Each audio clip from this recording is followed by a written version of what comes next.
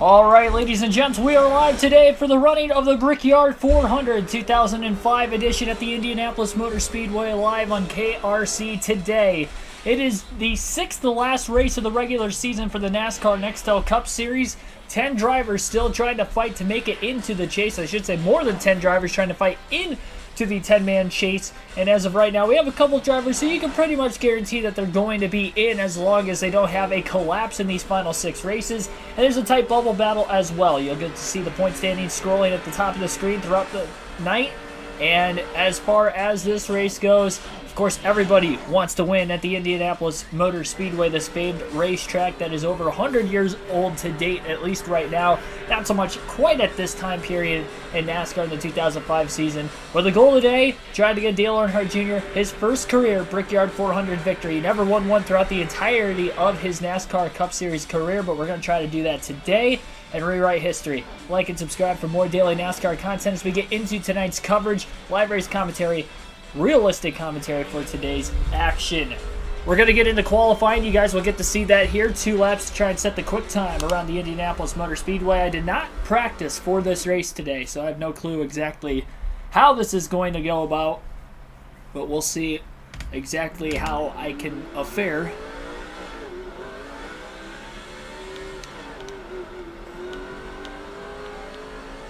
This is a new track in this game as well that I have not raced at yet, because neither the Truck or the Busch Series race here. They raced at Indianapolis Raceway Park at the time, and of course the Truck Series is going back there again tomorrow. And this is the first trip to Indianapolis on this game. It feels very dark. Oh, you know what? This is the first year they repaved it. That's right. I was wondering why it looked so dark. The asphalt's so dark that it's almost making like the entire sky seem dark. It's probably a little bit brighter on your guys' end than what it is, what I'm seeing.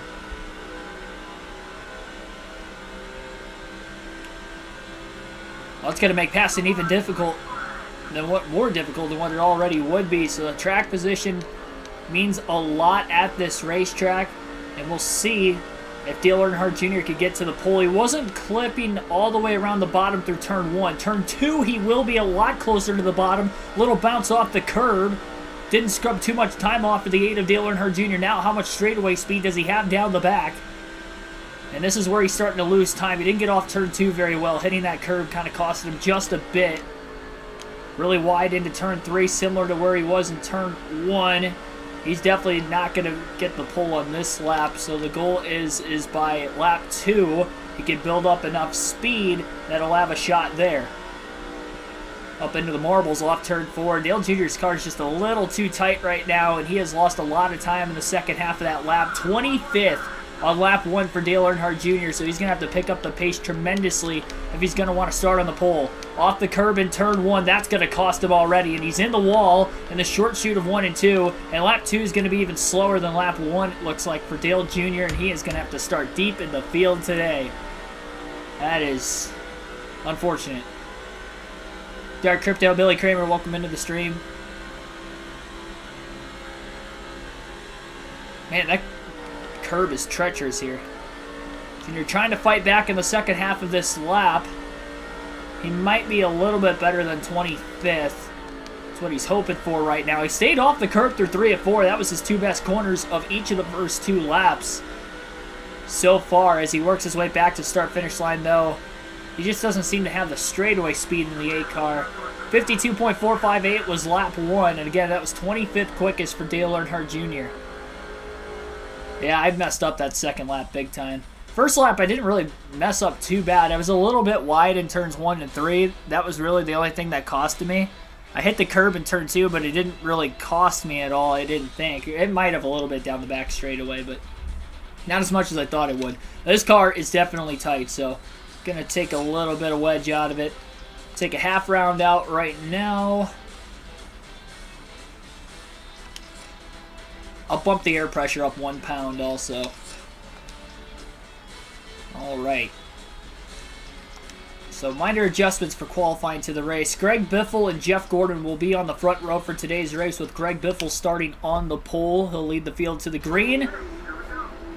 And the 11th running of the Brickyard 400 is underway. Green flag in the air. Junior from deep in the field at 25th. It's going to be interesting to see exactly how this is going to do for himself today. A little contact to look like between the 77 of Travis Quaffle and the 49 of Kenny Schrader. It's going to allow for Dale Jr. to pick up 2 spots in the first 2 corners on the opening lap. The draft is going to be of the utmost importance for these cars down the long front and back straightaway at the Indianapolis Motor Speedway today. Junior checking up a little early into turn 3. He's trying to make sure he doesn't run in the back of anybody. And we have not raced at this track on this game yet, so this is going to be a new test today to see exactly how the AI are going to be competent or incompetent when racing each other side by side, 2 by 2 through most of the field. Still off the exit of turn 4 in the pole sitter. Greg Biffle will lead lap 1. And Dale Jr. up 3 spots on the start. I don't think he'll complain about that at all. And into turn 1. Not quite going to be able to get underneath the car of Casey Kane in front of him. And now we'll get underneath him off the exit of turn 1 into the short chute. Mike Bliss didn't qualify too well. He comes into the top 10 of the point standings today. Team order is going to allow for Dale Jr. to get by Michael Waltrip on the back straightaway right now. And just like that, Junior will clear Waltrip. It'll get to the inside of Bliss into turn 3. I will say the adjustment changes for Junior from qualifying to the race are already seeming really, really well. We'll see how he'll do in the long run. Well, Ricky Rudd got a little loose. He was already underneath in the 42 car of Casey Mears. Still clears him, though, on the front straightaway. Junior getting a draft off Kurt Busch in front. He'll get to the inside of Rudd. Dale Jr.'s moving forward 2 laps in. And as he works his way into turn 1, he's already gained 9 positions. Everybody trying to take care of each other in the early going as well. Junior on the inside of Kurt Busch. Well, right as I say that, Kurt gets ran a bit wide from Earnhardt.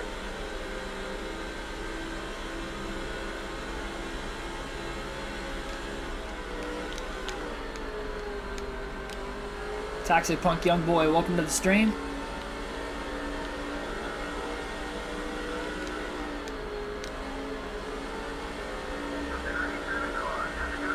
Considering Dale Jr.'s in dirty air right now, and qualifying he was tight, you can definitely tell this car is handling better, obviously. Again, he's gained 10 spots in the first 3 laps.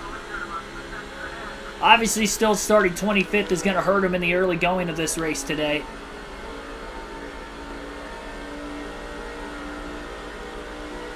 I would imagine the field will space out at some point in time around this 2.5-mile racetrack, but for right now, everybody's staying congested together as they stay in the draft. Might have to wait till we get to pit stops.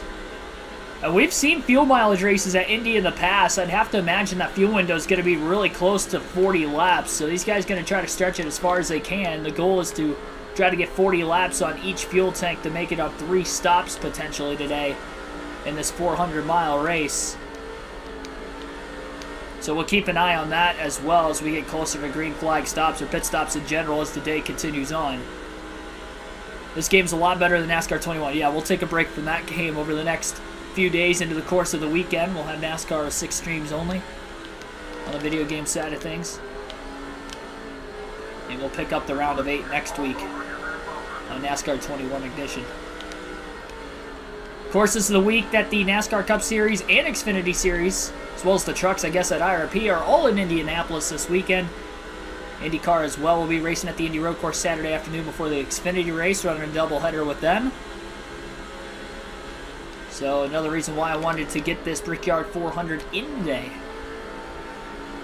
Will prelude to what we'll see on Sunday. Well, a little different than that, considering the fact they're on the road course now instead of the oval. Ever since Dale Jr. got around Kurt Busch is putting a lot of pressure on Dale Jr. to try to get back around him. Kurt got stuck on the outside lane, and once he got back down to the bottom in front of Michael Waltrip in the 15 car. Jr. up off the curb in turn 1, lifted as soon as he hit it. Make sure he wasn't going to slide up into the wall like he did in qualifying. Off the curb in turn 2. It's amazing how much the curbs are so treacherous at this racetrack on this game. That's going to give Kurt a run down the backstretch. He pulls out of the draft, though, a little early, and that's going to break his momentum off. Waltrip gets a run behind Dale Jr. now. Jr. drives it in, down to the bottom, hits his marks. Kurt Busch will stay behind him.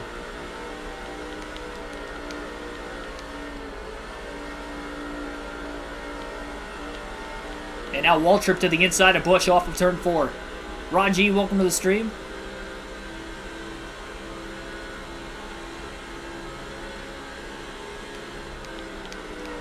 Jeff Gordon, who qualified in second, is already back to the 16th place position. He comes into the day in the top 5 in the point standings. Currently 3rd in the standings, to be exact. And he is fading fast. Wonder if that car was just more on the trimmed outside of things, trying to get the clean air. He's qualifying on the pole, and him qualifying second and getting stuck on the outside was a result of him falling backwards. We'll have to see if Gordon can get his car going in the right direction. Remember, he is if I remember correctly, a 4-time Brickyard 400 winner, so it'd be a shame if he can't get back up through the field. Actually, he might have won it 5 times, but I think at this time period in NASCAR, he only won it 4. Because he didn't win another one until the early 2010s.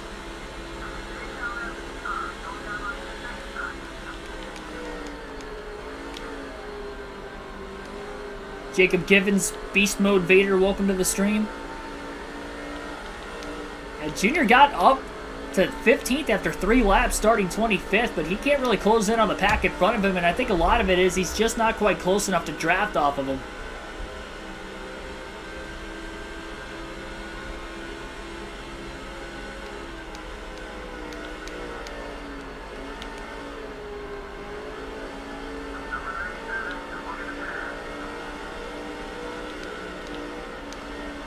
Oh, Kurt Busch got tight going into turn 4. Drove it in really deep to get by Dale Jr. Waltrip makes contact with Busch off turn 4. Waltrip trying to take advantage of Kurt Busch's mistake, and he got into the side of him up off the exit of the corner.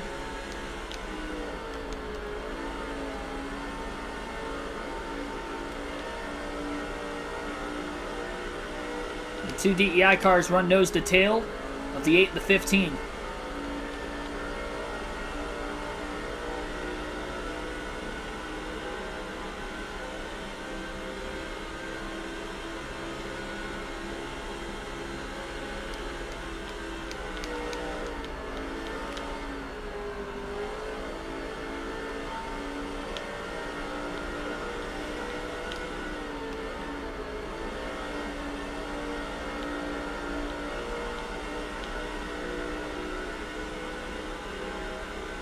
Just reported how much, well, yeah, I mean, they're going to have to, probably shut it down, like, Friday through...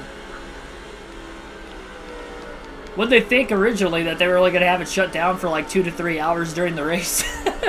Then they could open it back up again?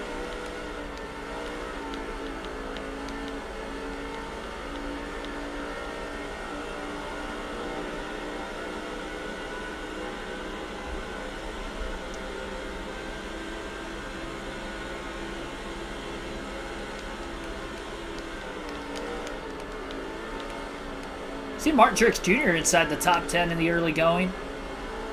And as Dale got closer behind the cars in front of him, he really got tight in turn 3. Tried to back up turn 4 a little bit better. Jeremy Mayfield, the next car in front of him, kind of missed the inside line just a bit. Thought it was going to be a few days, not 2 weeks. Why is it being shut down for 2 weeks? I would have thought it was only going to be a few days. I was thinking like maybe Thursday through Sunday. At the most.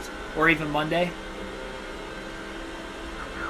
Dale Jr. on the outside of Jeremy Mayfield going into turn 3. He's going to brake early, try to arc the corner off in line behind Mayfield. Obviously, Jr. didn't want to try to go to the outside that time. Jarrett with a block on Mayfield going into turn 4, trying to slide underneath the 17 of Kenseth. Jr. now to the inside of Mayfield off turn 4 himself, and he can get a little bit of a draft right now off of Jarrett, it looks like. Greg Biffles led the first 11 laps of today's race from the pole. Kenseth slides in line right behind Jarrett. Smart move. Junior drives it in really deep into turn 1, trying to take Mayfield's line away and clear him. Mayfield crowds Waltrip, who got underneath him as well. Junior up off the curb in turn 2. Kenseth back to the inside of Sadler. Can't get around him. Sadler pulling out a line now to protect a potential run and a block. But Kenseth never even went down to the inside. Again, Sadler looking low. He might be trying to get around his teammate Jared, who just passed him. Jared's moving through the field. Echo Force Racing, welcome to the stream. Large single file line right now through the field. Seen passes mid-pack being made.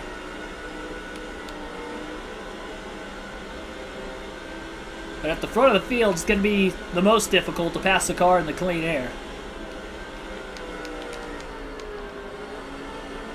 Sadler stuck up high. Kenseth down to the bottom.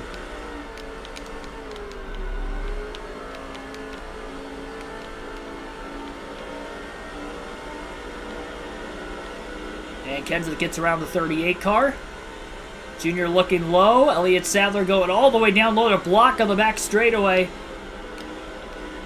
Sadler drives it deep. Oh, man, he goes way up the track. He overdrove the corner just trying to mirror drive.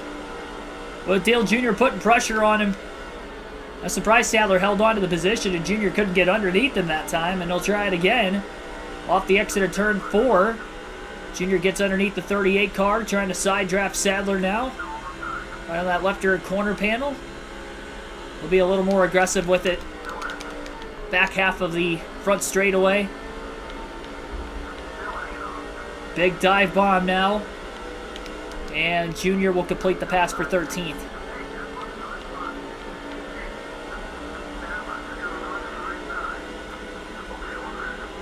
To make the track and whatnot. I'm surprised it would take that long still.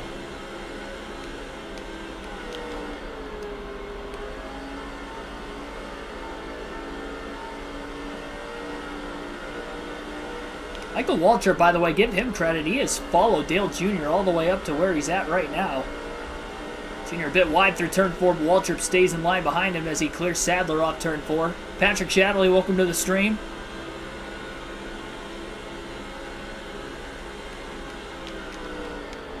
Run back of Menard.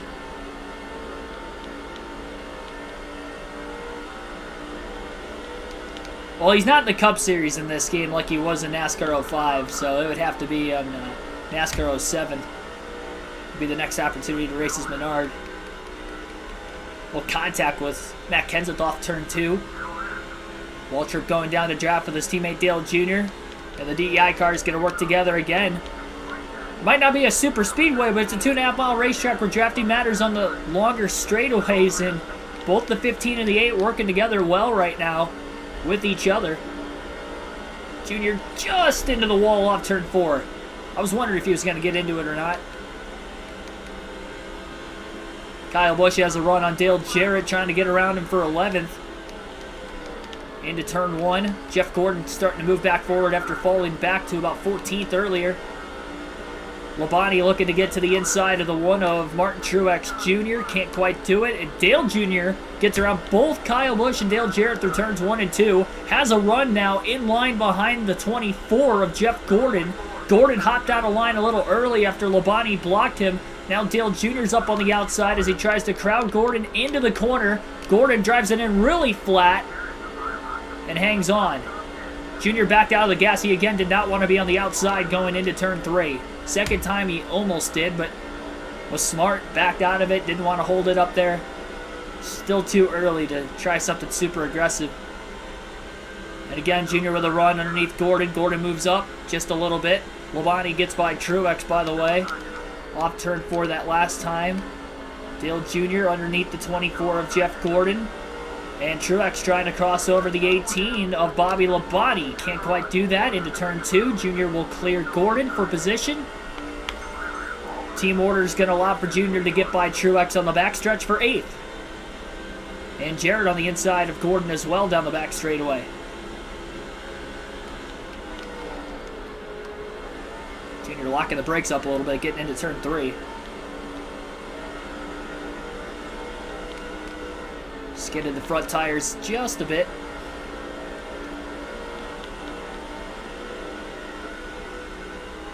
Junior going all the way down to the inside right now. He's being blocked by Bobby Labonte immensely. Back towards the outside goes Earnhardt as he tries to back up turn 1. A little bit better entry. Squeezes to the inside of Bobby Labonte in the short shoot of 1 and 2. Sticks the bottom lane through turn 2, and Dale Jr. is up to 7th. I'm surprised at how quickly he's gotten through the field, all things considered. 18 laps to go from 25th. After his car was just a little too tight in qualifying, to loosening the car up to pretty much a perfect race car, if I had to say, especially in traffic at Indianapolis of all tracks. For him to get up to 7th, and now he's working on Jeff Burton in the 31 car to get to 6th. Billy Carjoy, welcome to the stream. Junior in the wall off turn 4. That's going to be costly for him. He'll block Bobby Labonte down towards the inside lane right now. Trying to keep the 18 car in line behind him. And Junior gets a little arrow loose going into turn 1. And it looks like he's going to barely hang on to the position.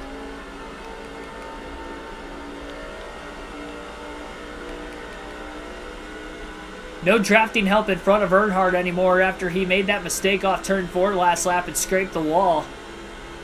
Jeff Burton pulled away from him. And then Junior got arrow loose in turn 1 with Labonte right on that rear bumper.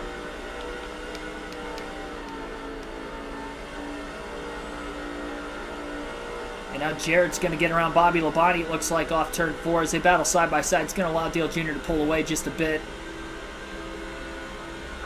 What he needs right now to get away from those cars is 2.3 seconds off the race lead. This is as far back interval-wise as he's been off the lead so far today. In the highest position he has been in the running order so far in the early going.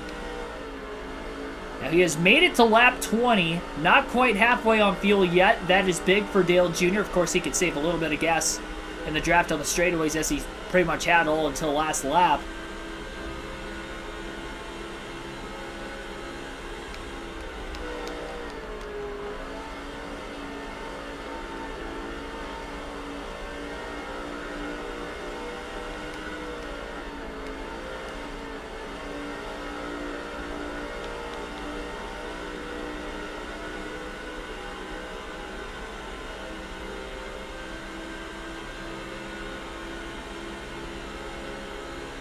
At least Jeff Burton's not close enough behind any of the top 5 drivers for him to draft off of anybody either.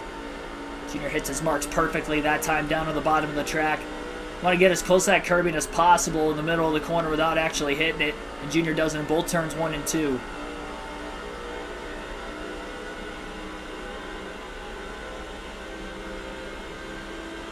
Get Hartford and Hard at Brickyard, yeah. That would be kind of cool, though. I'd like to be an underdog driver one of these seasons. Especially in the EA games where I know it would actually be harder considering there's like a driver overalls for their skill sets on skill-based racetracks. We've only been racing a good equipment the entire time with either Hendrick Motorsports, Roush Fenway, or now DEI this season. The DEI in the 8 car, not the 1 or the 15.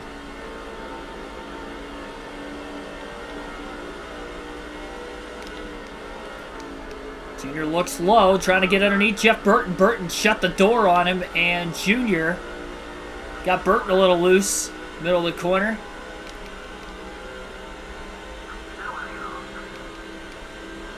Burton still gets the run, though, down the backstretch, and he'll block Dale Jr. going into turn 3. Junior's driving this car really hard right now, trying to get to Jeff. Get back underneath him if he can. This time we'll get underneath him. No contact made there. Side drafts Burton on the front straightaway. Trying to go low to break that side draft now. Middle of the front stretch. Burton not giving him a lot of room. Jeff Burton still squeezing Earnhardt. Earnhardt does not want anything to do with that right now. He needs a little bit of room. Jeff Burton not giving it to him. And off the exit of turn 2, Dale Jr. will finally clear the 31 car. It was a lot harder than it needed to be. Barrel roll today. Feces Fight, welcome to the stream.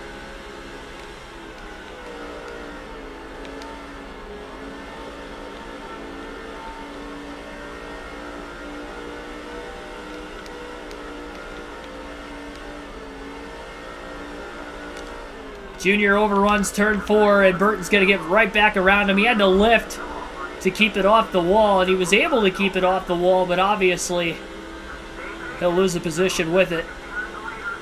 It's going to be an easy 3-stop race today. I thought it was going to be a little bit closer on the field window than what it has been so far,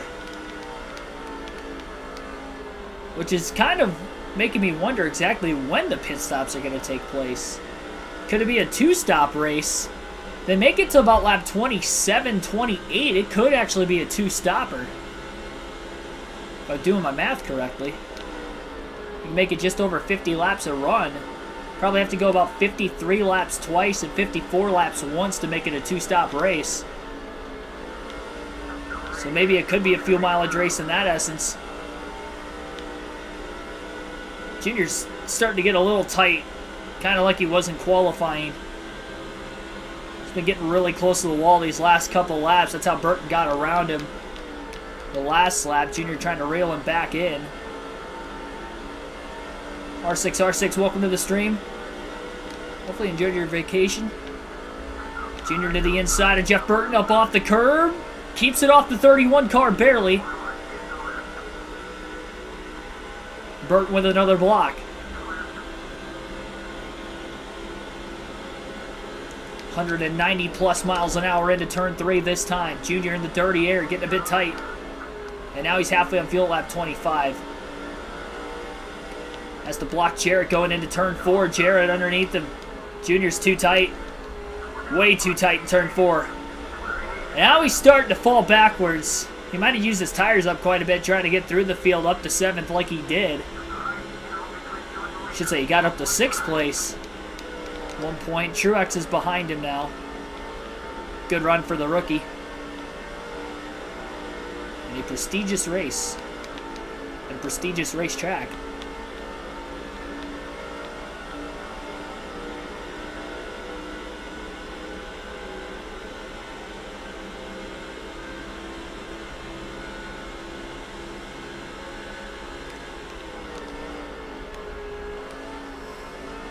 Junior gets closer behind those cars in front of him. That's where he's really feeling the dirty air effect the most.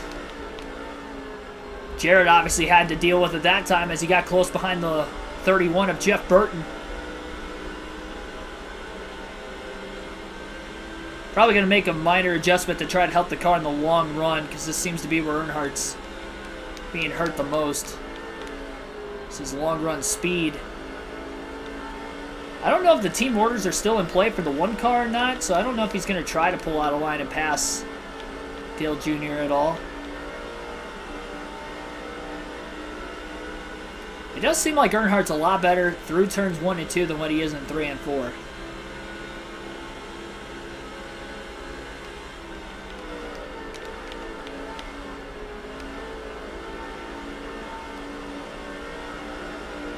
Jarrett will get by the 31 of Jeff Burton, 4 position. A little better through 3 and 4 that time. Oh, come on, man. I tried to pause it. And I thought I paused it and I didn't. I accidentally got out of the gas. That's going to cost me. Middle of the straightaway. I'm surprised Truex didn't try to pull out a line and make a pass. I lifted by accident. Middle of the front straightaway. Thought I hit the pause button, but I guess I didn't. Didn't hit it hard enough or something. Dale Jarrett really widens his arcs off into the corner. Burton did that time through turn 2 as well.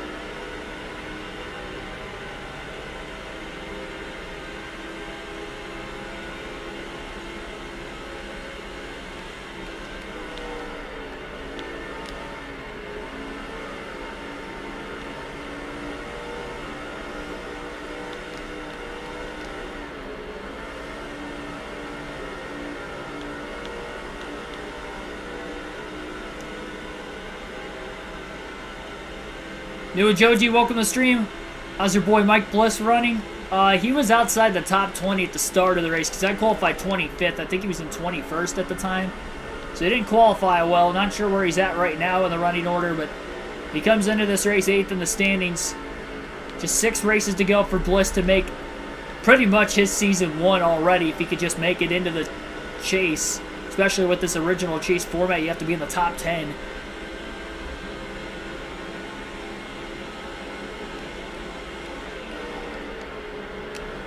Michael Turner, welcome to the stream.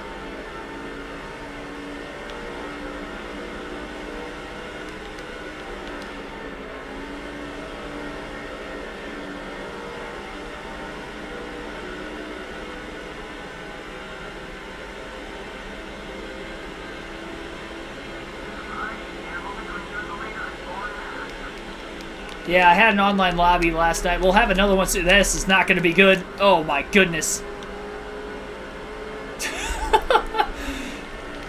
Junior got a little arrow loose with the one car of Truex right behind him going into turn 1. He was pointed the opposite direction down towards the grass. And I'm surprised the curb didn't throw him more than what it probably should have.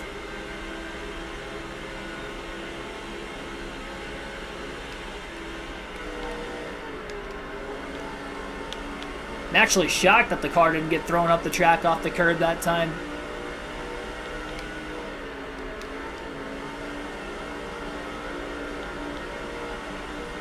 Oh, man. Junior back at the gas a little too soon again. Gotta hand it to Mark Truex Jr. for being very patient, though, in line behind his teammate right now. He's had the opportunity to pass him a couple times already, and he's sat quietly behind the 8 trying to be patient. You don't usually see that out of rookie drivers. Truex, of course, would end up being a future Cup champ. Furniture Row Racing. Mark DeMars, welcome to the stream. Of course, Furniture Row Racing wasn't even a thing at this time period.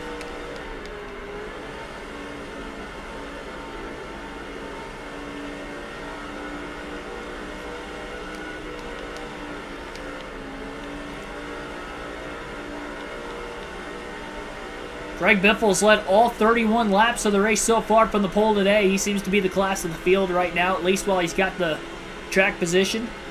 But again, it'll be interesting to see exactly how pit stops will shape things up following that.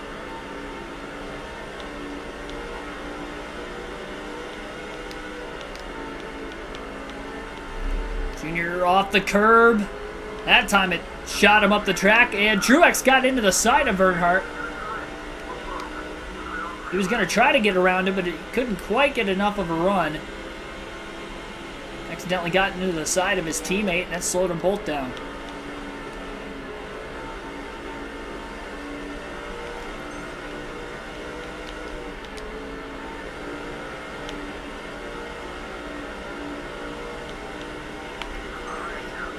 Just making sure Truex is only going to follow Dale Jr. here. He tried to make the pass on him last time.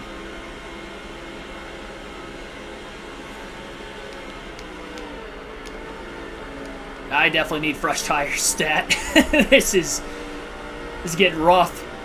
Not even to a quarter tank of gas left, though. That's the problem. Dale Jr. is going to have to run this out as far as he can so he can get a good gauge of exactly how far he can go on fuel. With this being the first race on this game at the Indianapolis Motor Speedway. We'll have the Truck and the Busch Series races at Indianapolis Raceway Park later on this weekend, but tonight is the Cup Series turn to take all their talents to Indy. And right now, Dale Jr. is quest for his first Brickyard 400. Off to a good start today. I don't think he's got a race-winning car right now. They're going to have to work on it throughout the course of the race. Try to get there. He's definitely got a top 10 car. I'd say in the short run, he's got a top 5 car. But he hits about 20 to 25 laps into the run, and this handling just goes away. It's way too tight.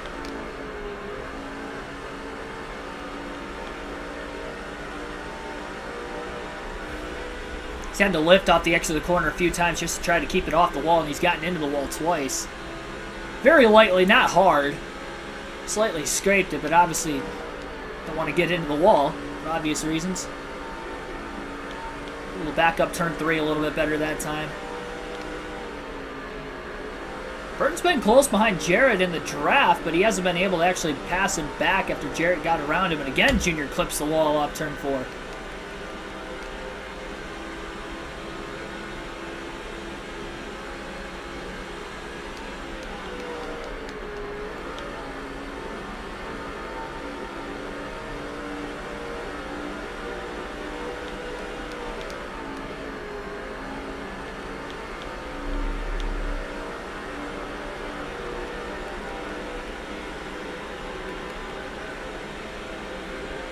Pretty good corner through turns 1 and 2 for Earnhardt.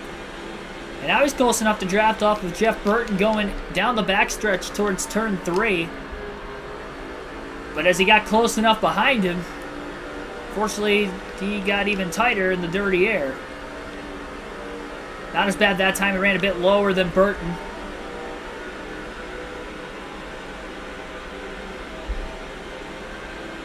Right in line behind the 31 car heading towards turn 1. Pulls out of line a bit sooner. Trying to get a different line than the 31 and the 88 in front of him. Burton looking low, trying to get underneath Jarrett into turn 2. Not going to happen. Junior up off the curb. Slides a bit wide, keeps it off the wall. And he'll have to stay in line behind Burton again. Pulling out of line right now. Burton trying to get to the inside of Jarrett. Burton drove it in really flat that time. Junior hitting tight.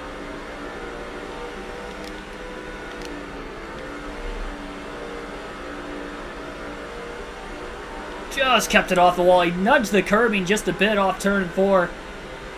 Going down low, trying to break the draft from his teammate, Martin Truex Jr., and was able to get a little draft off of the 31 of Jeff Burton in front of him, so that actually worked out rather well.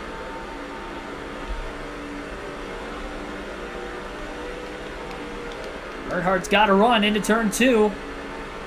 Looks low. Oh, Jeff Burton makes contact with him.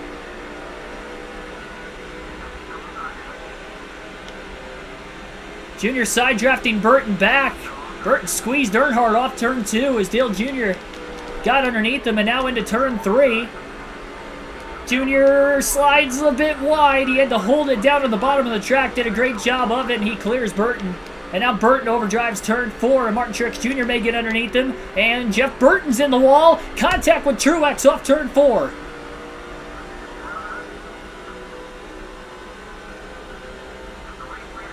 It's going to give Junior a little bit more breathing room, but he's lost the draft from Dale Jarrett in front of him now. Quarter tank of gas left for the 8. At this point in the run, 38 laps into the race. Still no pit stops have come about yet. Actually, there are cars on pit road right now. So a lot of drivers trying to short pit. Of course, with this being a longer racetrack, the hopes is that a caution comes out and they'll be at the tail end of the lead lap, as long as they were close enough to the leaders. Nobody in front of Dale Jr. pit, at least nobody inside the top 9 hit pit road that time.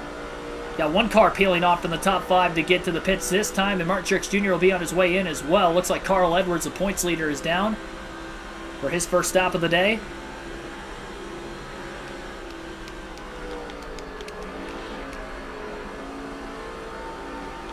Definitely going to have some cars going a lap down right now if they were further back in the field. They're trying to short pit and gain a little bit of track position on their other drivers that were staying out a bit longer. Kurt Busch will retire. Bubba to the 45. Reddick to the 23. I don't think that...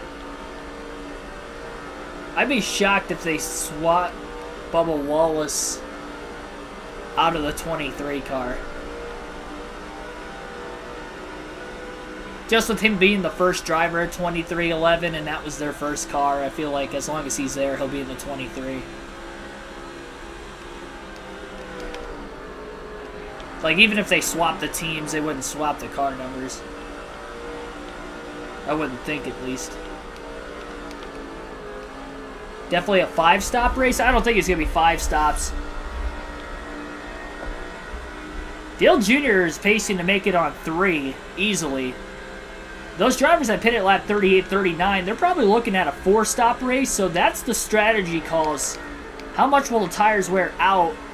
I wouldn't think they're going to wear out as much at Indy today, with this being the first race on this surface after the repave in 05 and the grading of the racetrack in 2005.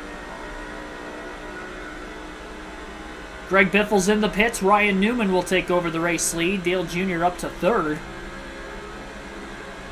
Biffle and a lot of these other drivers that haven't pit yet, though, are definitely going to be able to make it on 3 stops as long as they made it 40 laps. which they did.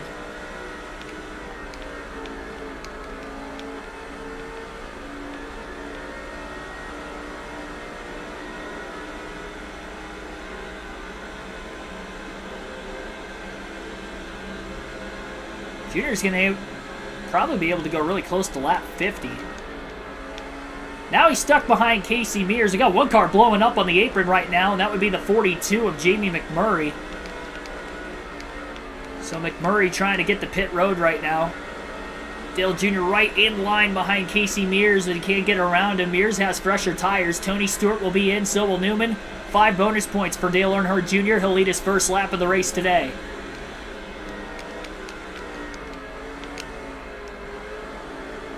So Dale Earnhardt Jr. out in front for the first time today, the Brickyard 400, as he has stayed out longer on field than everybody else who was in front of him. He was in 7th before green flag pit stop started.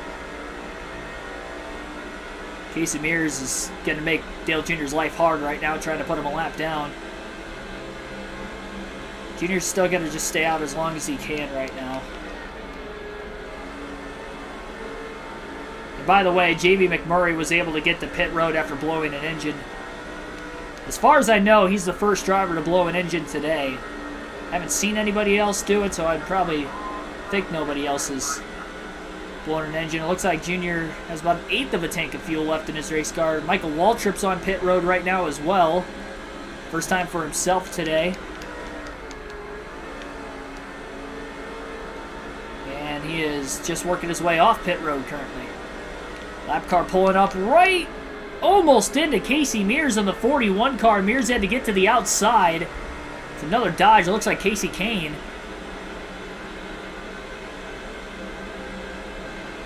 Dale Jr. drafted with Mears right now down the back straightaway as they head towards turn 3. Mears on the inside of Casey Kane. Now they're side by side right in front of Earnhardt. Mears clears the 9. Jr. to the inside of the 9. Side by side through turn 4. Oh, Casey Kane in the wall off turn 4. Barely was able to keep it off the race leader, Dale Jr. Jr. stays out to lead another lap.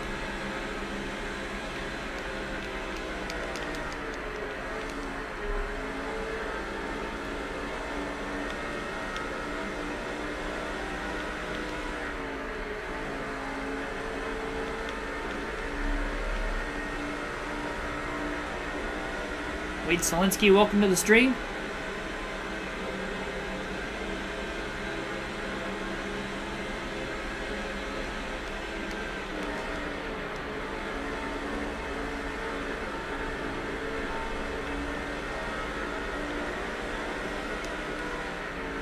Junior was able to get Kane after Kane pitted, but he really just could not get around Casey Mears.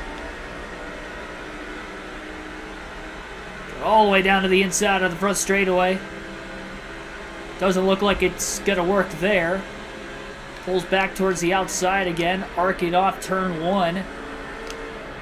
Really tight, though, in line behind the 41 car. Drives it in really deep, though, into turn 2. Looking low down the back straightaway. My goodness, Casey Mears will not let Dale Jr. get by. So even with fresher tires, Casey Mears still isn't as fast as the 8 of Earnhardt.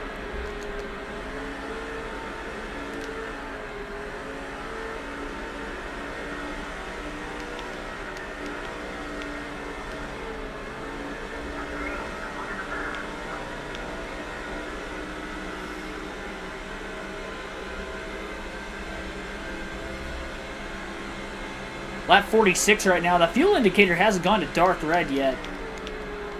Oh, arrow loose is Earnhardt getting into turn 1, and now contact with Casey Kane up the racetrack, and luckily Junior did not get turned by the 9.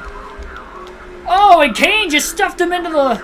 Well, he stuffed himself into the wall. Junior didn't hit the wall there. That's going to cost Earnhardt a lot of time by the time he hits pit road.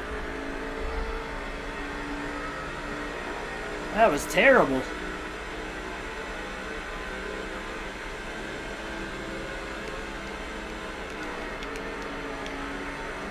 Well, Mears is definitely going to stay in the lead lap now. As well as Casey Kane. I don't know what happened there. Casey Kane tried to clear the 8 of Dale Jr. He just ran him wide. Junior did a great job keeping it off the wall, but obviously Casey Kane ended up in it, and Junior had to check up even more, and the Kane ended up just pulling away after the fact. Lap 47 now. Junior's going to go to lap 48, and then he's going to hit pit road. So the plan is not to pit this time by, but the following time by, and Junior, who had about a little over a 37.5-second lead, and everybody else pit except for him, is now down under 33.5. I don't know how I kept it off the wall.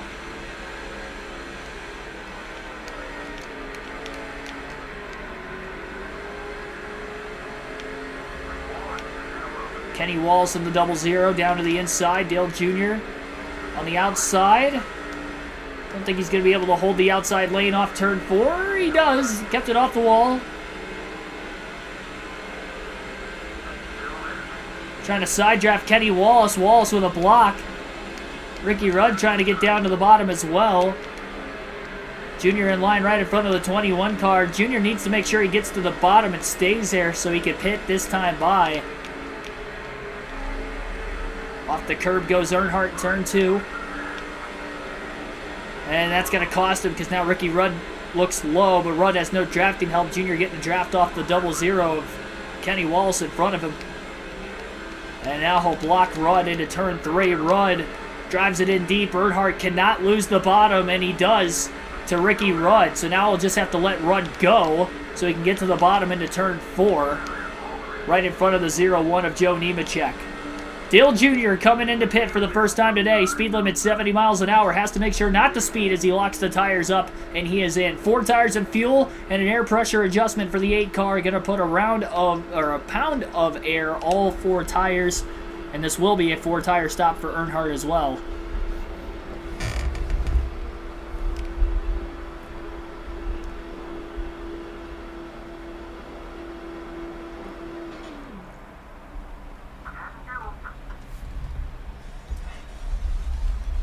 I would imagine he's not going to be in 7th place anymore following this pit stop. I'd be shocked if he's still in the top 10.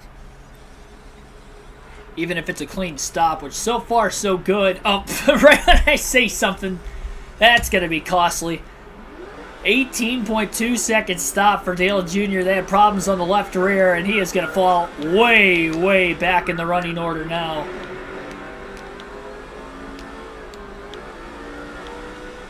He is all the way back to 21st. A lot of room to pull up onto the track behind him. And he has lost 14 positions in the middle of green flag pit stops. Stress relieved. Yeah, well, the pit crew added to that just a little bit. The Junior's got fresh tires now, so time for him to go to work, and hopefully the air pressure adjustment will help a little bit. More so for the longer run. He had a good short run car before. He's about 12.7 seconds off the race lead currently. Long ways yet to go in this race. We're only at lap 50. And to think Greg Biffle's literally led all the laps in this race except for the laps that Dale Jr. stayed out of the pits longer than him, which was about 6 or 7 laps. Amazing how much fuel Dale Jr. had than everybody else. At least how much more he was able to save.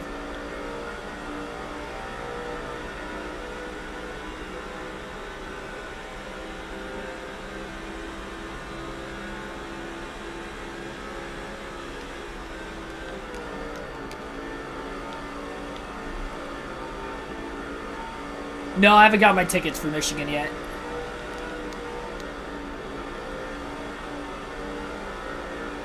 Still not 100% sure who's all going yet. Fire that man. Fired. Team orders are going to allow for Dale Jr. to get by Michael Waltrip on the front stretch, and Jr. will clear the 15 car into turn 1 for 20th. Waltrip's really falling back. He was just outside the top 10 at one point earlier. Jr. looking low in turn 4. Rusty Wallace gets into the side of him. That just completely chopped Dale Jr. off. He had the positioning. I don't think Wallace noticed he was there.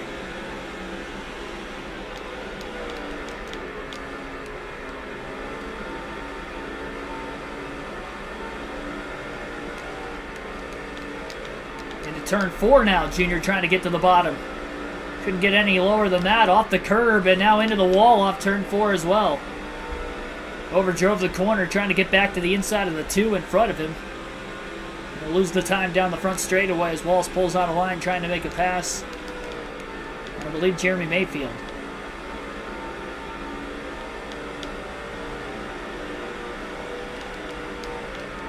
Oh, Wallace with a big block now on Mayfield and pulls back down to the bottom right in front of Dale Jr. Jr. clears Mayfield off turn 2 as well, trying to get underneath the 2 car. He has a run. Wallace not going to be able to block that time. Into turn 3, side by side. Wallace into the wall. Jr. didn't give him a lot of room. He didn't make contact with him, though.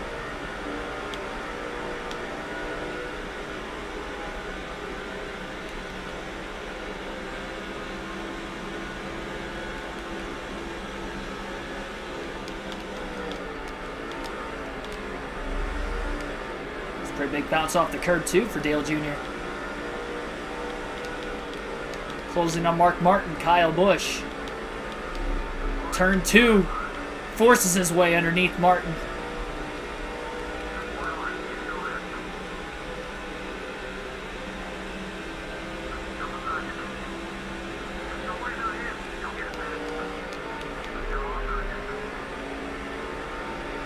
Trying to get back to the inside of the 6. And he'll make the pass through turns 3 and 4 for 17th place. Junior drove it in deep, trying to get around the 6. Blocking Mark now on the front straightaway. He's trying to cross him back over towards turn 1. Not going to happen. Martin lost the bottom off the exit of the corner, and Jeremy Mayfield looking to get around him in the 19 car. Mayfield was able to get around Rusty Wallace a little bit ago after Wallace got into the wall off of turn 2.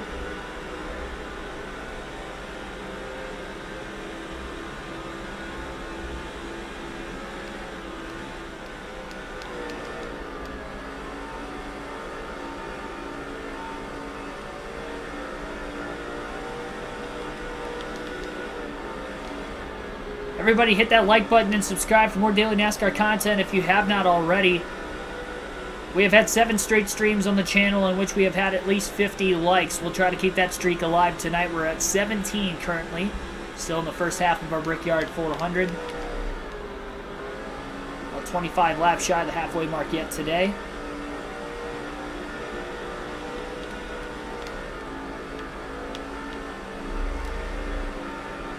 Well, that car actually stuck under the curb without launching high, and caution's out for the first time today at lap 55.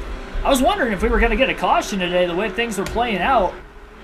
And it looks like the 143 car has wrecked hard in turn 4. Lost it from underneath him, and he just got loose middle of the corner, slides, backs it into the outside wall. That was the most realistic looking crash I think I've seen in a long time in a video game. Slipped out from under him. This is interesting right here. Dale Jr.'s going to pit. He's going to top off on fuel.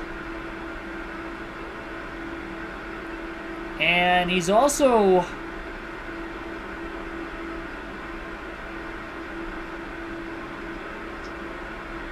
I don't know if I'm going to make any adjustments here. Might as well take tires while I'm in.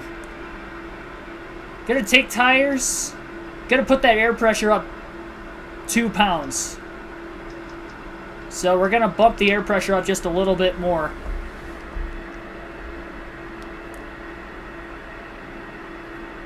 No, it was the 143. It was one of the generated drivers.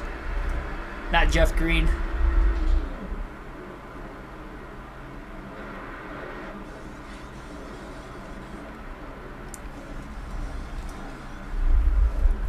I don't think there's too many cars behind Earnhardt on the lead lap. So that's why Junior's pitting for tires again. So he can go even longer on fuel this time around.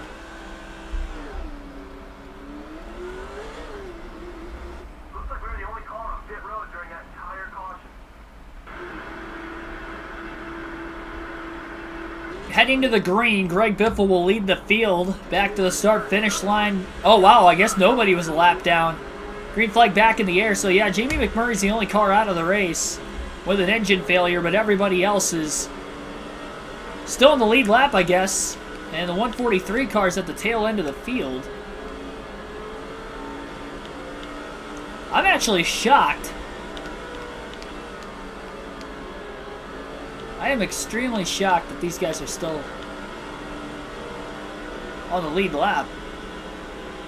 Guess it's a 2.5 mile track. It's probably the reason why. So Junior all the way at the back now. He gave up a lot of track position. He was in 17th when that caution came out. They went major with the air pressure adjustments again. Trying to free this car up in the dirty air as much as possible. From where he started the day, the air pressure's gone up quite a bit. And now he's got even fresher tires than the rest of the field.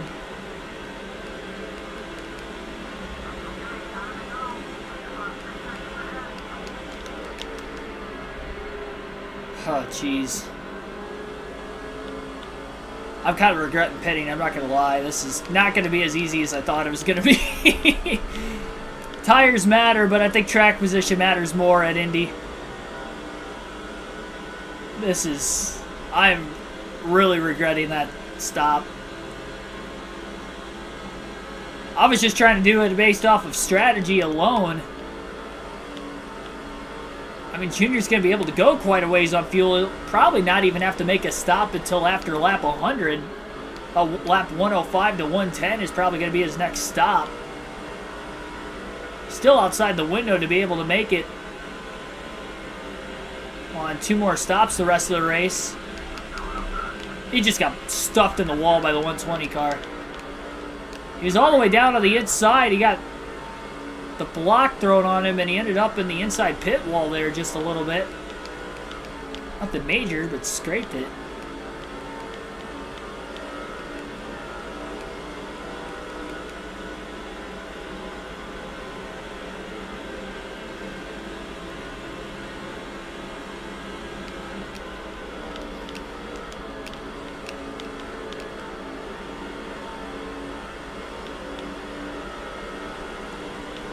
No, guys, I think I got a little strategy up my sleeve going the rest of the race, try to get back into this. I think I'm going to go...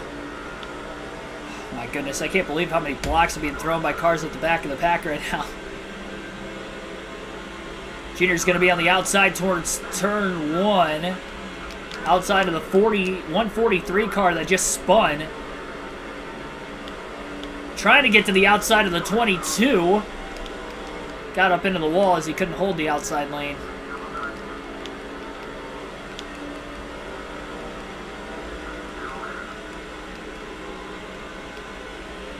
First time Junior's been on the outside of one of these corners all day today. I mean, it had gotten past. And now it just gets clipped in the left rear by the 143 car. Drove it in flat, the 143 hit the curb and then got up into Earnhardt.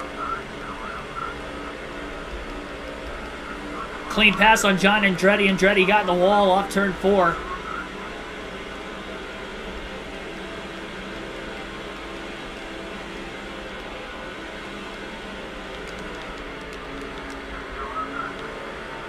Junior on the inside in turn 1, underneath of the 22 of Scott Wimmer. Now underneath the 36 car of Boris Said. Clears him with a clean pass. Terry Labonte and the 44 car will be next. Junior with a run on the back straightaway. Looking low. Blocks Labonte going into the corner. Shane Meal drives it in deep. Junior off the curb. Caught it in time to keep Labonte from getting back underneath. And now he just slams the door shut on Labonte going into turn 4.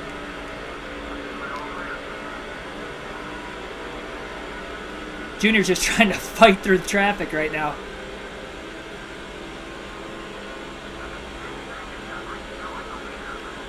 Honestly, I thought... I mean, with pitting, I have about 15 lap fresher tires than everybody else, but I don't think that's mattering as much as I thought it would. This is a hornet's nest back here, too. Junior's got to run, middle of the back straightaway. Gonna go down to the inside. He's gonna drive it in deep into turn 3. 3 wide in turn 3, underneath of Brian Vickers and Kyle Petty. Off the exit of the corner. Contact! 3 cars get together, and we stay green. Brian Vickers is still in the wall in turn 4. Shane Meal and Kyle Petty got into him.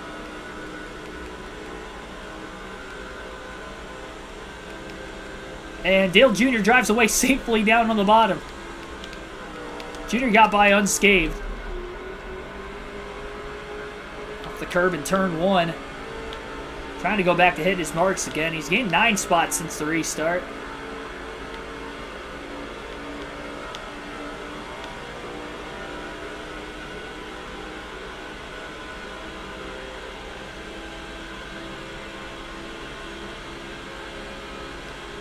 That was the first time we've seen 3 wide at Indy today. It did not work out perfectly for those 2 cars on the outside. Shane Meal was the innocent bystander behind it who kind of got into the 45 of Petty as well. But we stay green. Again, we just had the 1 caution today. It came out at lap 55 when the 143 car went for a spin and spill in turn 4.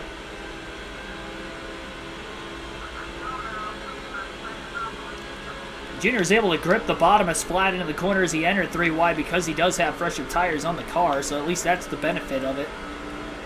Again, he was in 17th. Not too long after he made his first green flag stop of the day, just about 7 laps prior to the caution, he fell from 7th to 21st because of an error on pit road. His rear tire changer made a mistake trying to get the left rear tire on the car. But I've got a little surprise for you guys as far as strategy goes the rest of this race, especially if it stays green to the end, which I don't think it will, but you never know. There are a lot of 2x2 traffic up ahead still. Not first, you're last.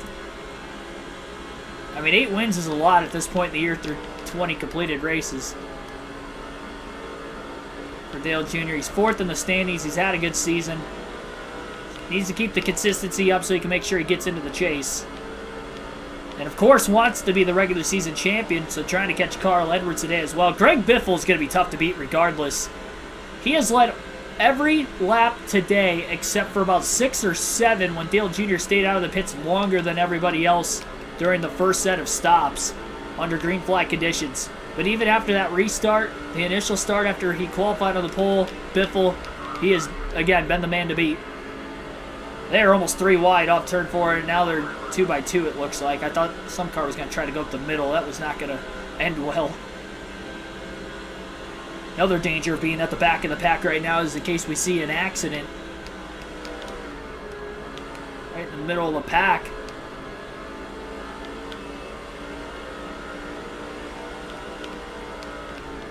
He's boxed in with nowhere to go. He gets into dirty air with them being side by side. Oh, contact there. Jason Leffler and Travis Quaffle get together off turn 2, and Leffler slides back in line behind the 77. Junior to the inside of Jimmy Spencer in the 50, former pole sitter in the 2001 Brickyard 400 to Spencer.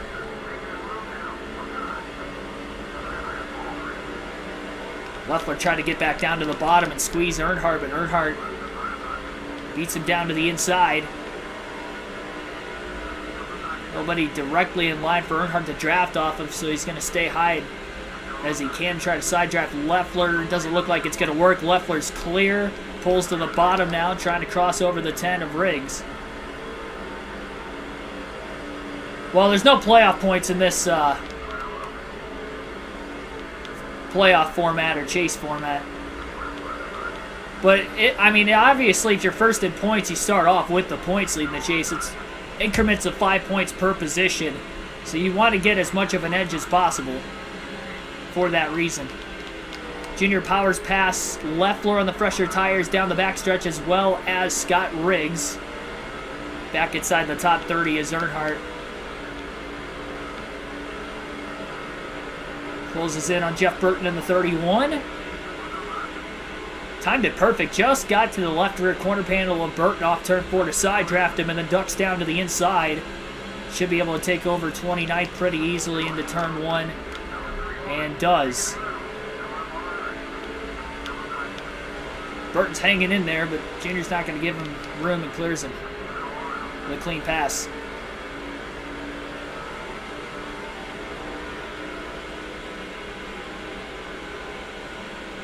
Regular season doesn't matter.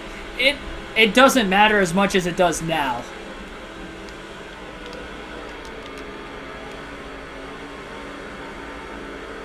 I mean, think about it, though. If you're 10th in points and you have 9 drivers between yourself and the leader and you're 55 points out of first, yeah, Tony Stewart was able to come back, but he had to win 5 races to do it in 2011.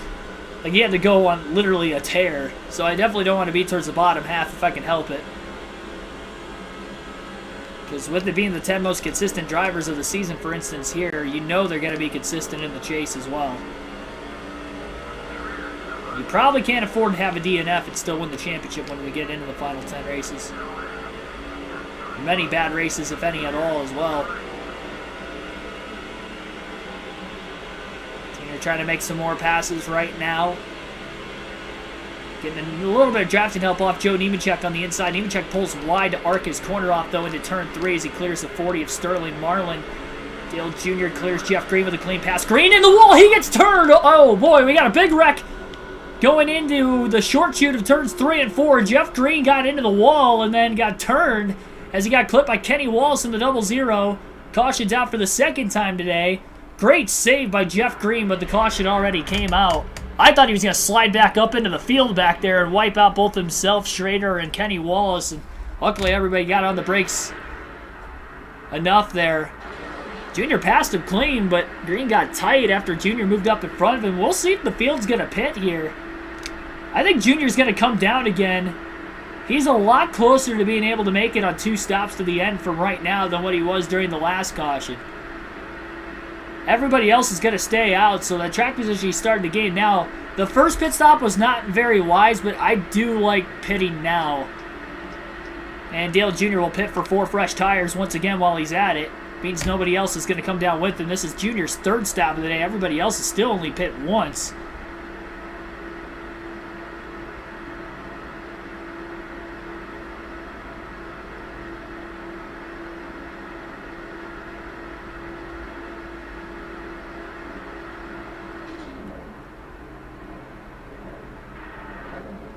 And now the Jackman forgot how to use his feet. Rear tire changer forgot how to use his hands, and the Jackman forgot to use his feet so far today. At least this pit stop doesn't matter as much as that green flag stop earlier. But that's 2 bad pit stops for Earnhardt and 3 stops so far today. So what was originally going to be a 3-stop race for him, he's already made 3 stops. But this one I do like, because now, yeah, it is going to be a 5-stop race after all. I actually don't think so, though. I think Junior's close enough now, he can actually make it on 1 more stop to the end. Because he was able to go about 6 to 7 laps further than everybody else on fuel earlier. We'll restart at lap 75 as the green flag's back in the air following caution number 2 today in the Brickyard 400.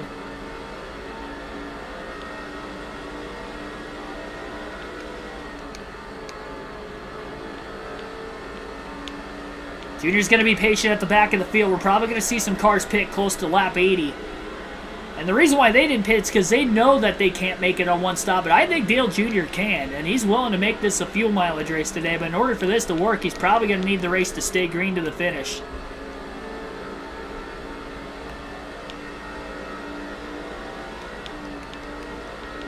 So the first strategy call, maybe not a wise one to pit, but I do like the call of pitting there. I think Junior's got a shot to win this on 1 more stop.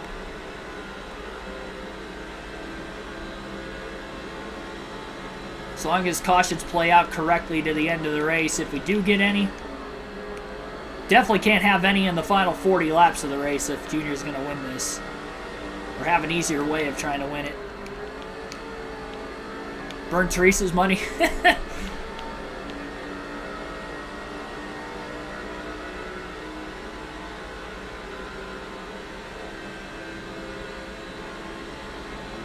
I made it to lap 48 earlier, so 48 laps twice would be about 96 laps Junior would be able to go on 1 stop And we restarted with 86 laps to go. So I do think Junior can make it on one stop. I think without a doubt he can make it on one stop. He can go 44, 44 and he'll make it to the end. Or 43, 43 and make it to the end.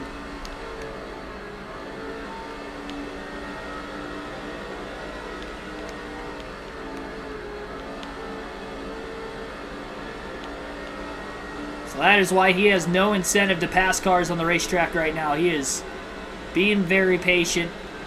He can just blow around these guys because he does have about 25 lap pressure tires, but he doesn't want to risk it. I've seen 2 cautions towards the back of the field already today. And one just moments ago that Junior was luckily ahead of, and obviously he was ahead of the first one because he was on 17th. It happened towards the back of the pack. Still waiting to see if cars will pit. Now, some drivers have been able to save a little bit of fuel during these 2 cautions, during this current fuel run from the last time everybody pitted. They're still not going to be able to make it on one stop by not pitting during that last caution.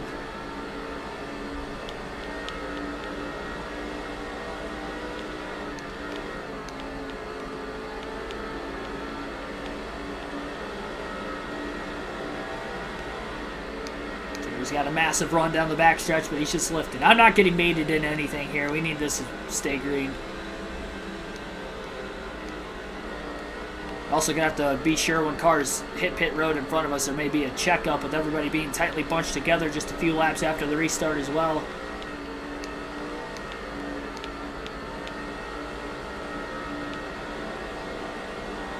Yeah, if I run it out, and there are some cars on pit road right now, we'll take our first time today alternating through the different camera angles.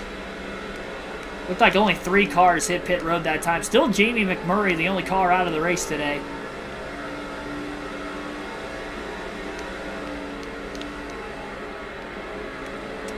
I'm going to feel brilliant if I outsmart the field on this strategy. Oh my goodness. The problem is we have to wait over half the race to see if it's going to play out, but I do like pitting during that last caution.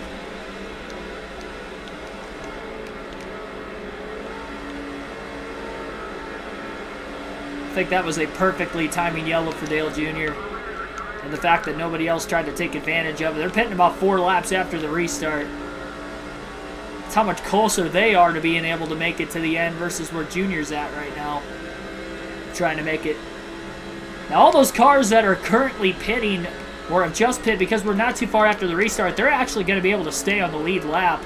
So if caution comes out, they're going to actually be able to cycle back to the lead as long as the rest of the field doesn't pit before them, which could gain them track position as well. Now, Junior would stay out if a caution came out right now, knowing he can make it on one more stop anyway, and he'd only have a few lap older tires. So I guess caution would be too terrible other than the fact he's mid-pack, and if there's a wreck, it's going to be a big one, and he might get collected.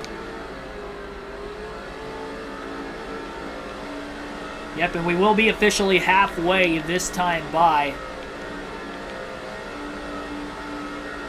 which means it'll be time for today's trivia question on the channel very shortly.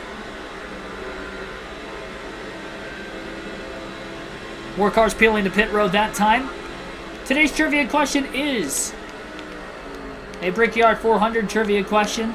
What 3 drivers are tied for the most pole awards all time in Brickyard 400 history? That is today's NASCAR trivia question on the channel. Again, today's trivia question is, who are the 3 drivers who are tied for the most poles all time in the Brickyard 400?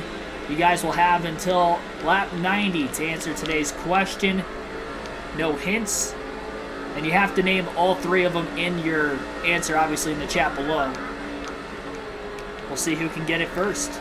And if nobody gets it again by lap 90, I will give you guys the answer to the trivia question.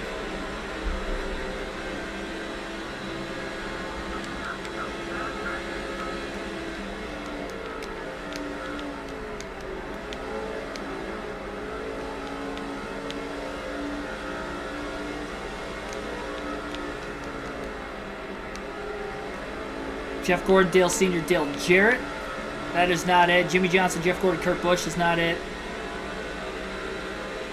Jeff Gordon, Dale Jarrett, Jimmy Johnson is not it. Junior got to the inside of the 14 of John Andretti and then braked way early going into turn 3. Wanted no part of it. There were no adjustment changes for Earnhardt that last time on pit road. The first 2 pit stops, they made air pressure adjustments on the 8 car both times. No adjustments that time. Ryan Newman getting 5 bonus points, leading his first laps of the race right now, with Greg Biffle already heading pit road from the lead. We'll have to see if Biffle can cycle out as the leader once again when everything cycles through. But I've not seen the correct answer to the trivia question so far. Logano, Harvick, Hamlin is not correct.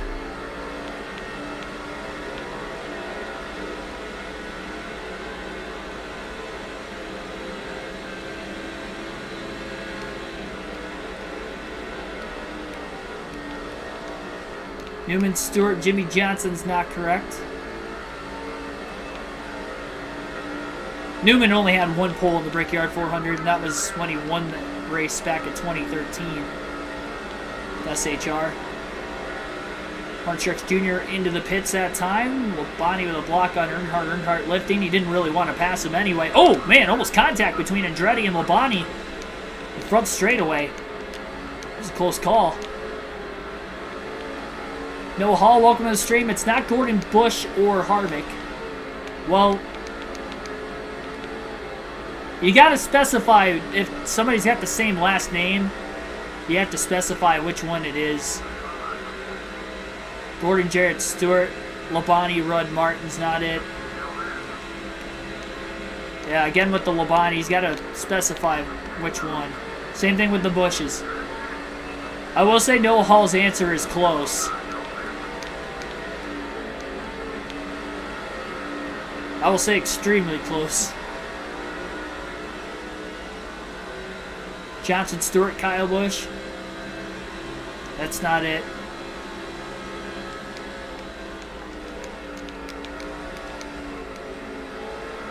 Dale Jr. up to 7. Tony Stewart leads for the first time today now as well. Most amount of lead changes we've seen today are during this set of green flag stops. We only had 2 of them during the first set. Wimmer with a block on Earnhardt. Earnhardt going to give him the spot. Wants to maintain it. Wimmer probably trying to fight for the bottom so he can pit this time. If that's the case, I understand him throwing these aggressive blocks on Dale Jr. Bobby Labonte, Kyle Busch, Kevin Harvick. Not correct either. Stewart's still out on the racetrack right now.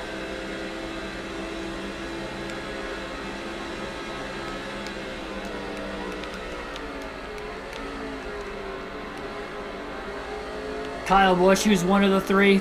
That is correct.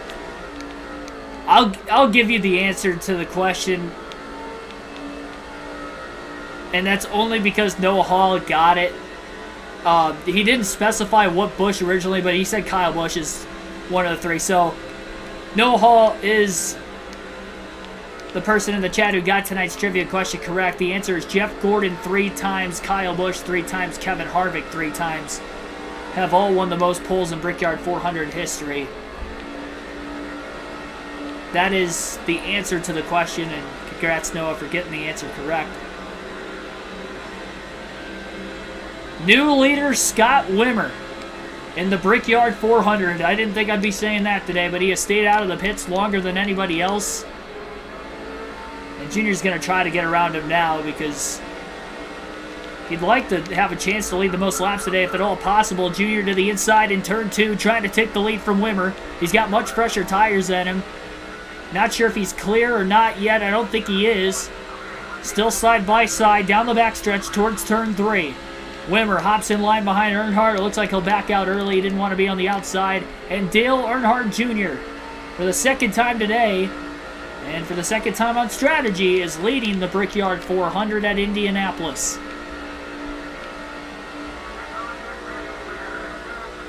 Nathan Elliott got it right. Said NCJ. Oh, wait, who'd you say?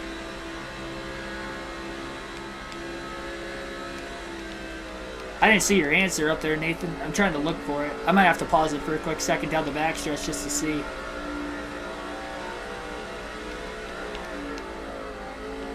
I thought Noah Hall got the question right first. Let me look. I'll look. Oscar Ramirez Herrera, welcome to the stream.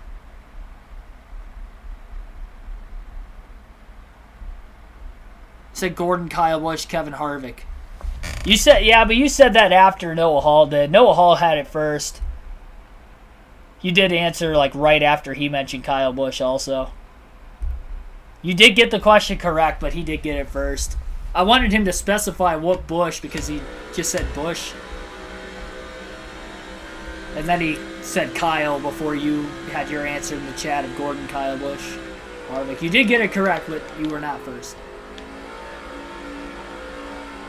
That's probably why I didn't see your answer.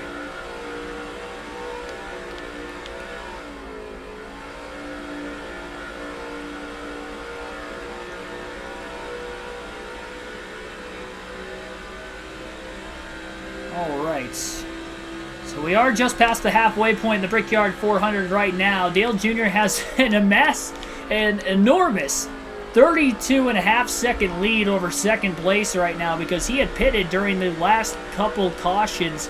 In fact, the only 2 cautions of the race so far to top off on fuel, take tires. It put him at the back of the pack, but it looks as if he should be able to make it on one more stop. And the rest of the field pitted a few laps after the restart because they probably weren't going to be able to make it to the end. But Junior feels confident that he can make it on one more stop. That's why he pitted. He gave up the track position, and now he's back out in front for the second time today. And this could potentially get him the most laps led. Biffle's led a lot of laps today, though. It's going to be tough to exactly lead the most laps if you're Dale Jr., but we'll see.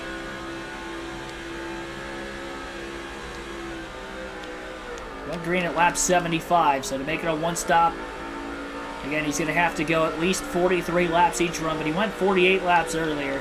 The thing is, though, he had a lot of drafting help in that first run, almost the entire first run of the race. There were a couple laps here and there he didn't have any drafting help. Now, right now, he's not going to have any drafting help, except for those few laps right off the restart. And he was kind of taking it easy, too, at the back of the pack.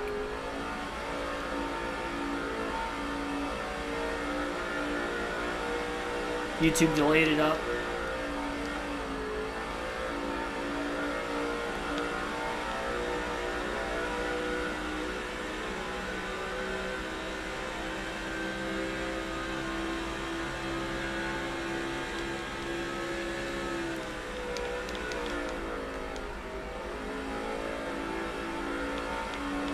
That probably was the case on your end.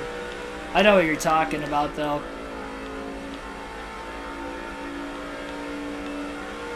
Sometimes, like, internet connection has to do with that, too.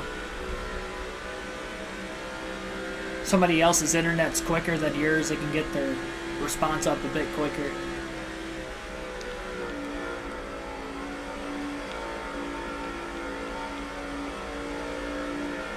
And we'll take our first field pass of the race today.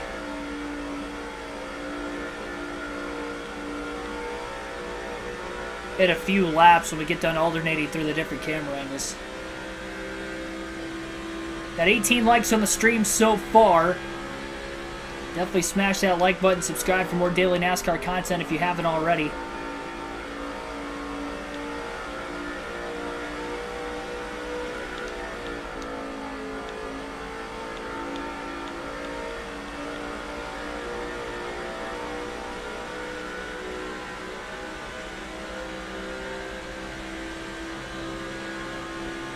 Only way I don't win is me crashing or a yellow. Yeah, we don't know exactly how the long run is going to be on this car because we haven't had the long run since this adjustment.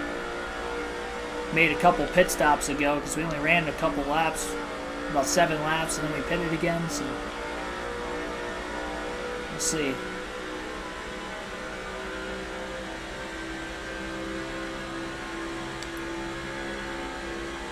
The good news is Junior's going to have clean air, so that should help him. You would think. And the handling department side of things.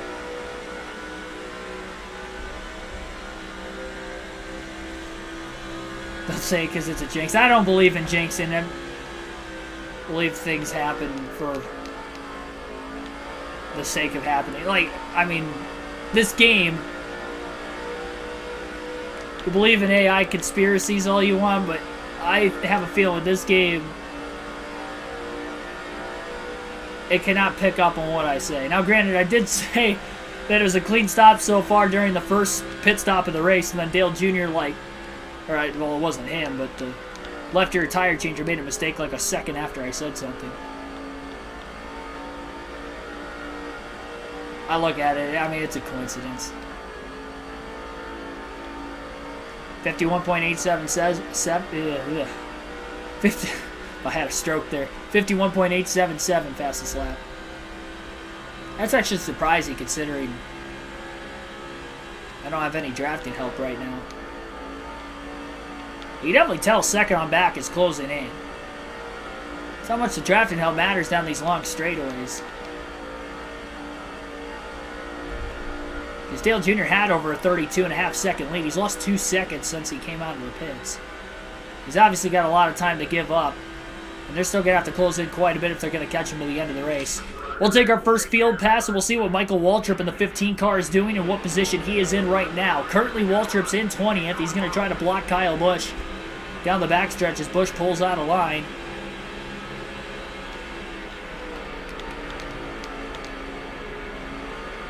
Truex just a couple spots ahead as well, where Waltrip is right now.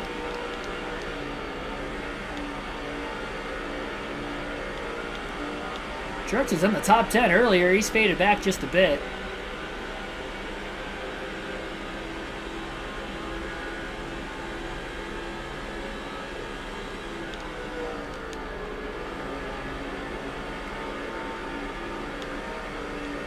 Martin Truex Jr. going a bit wide. Waltrip on the inside of Casey Mears into turn 2. And he'll make the pass on him cleanly through that corner. Waltrip looking low now under his teammate. Martin Truex Jr. Team order is going to allow for Waltrip to get by Truex cleanly on the backstretch for 18th. See if the one car could keep up with the 15 now.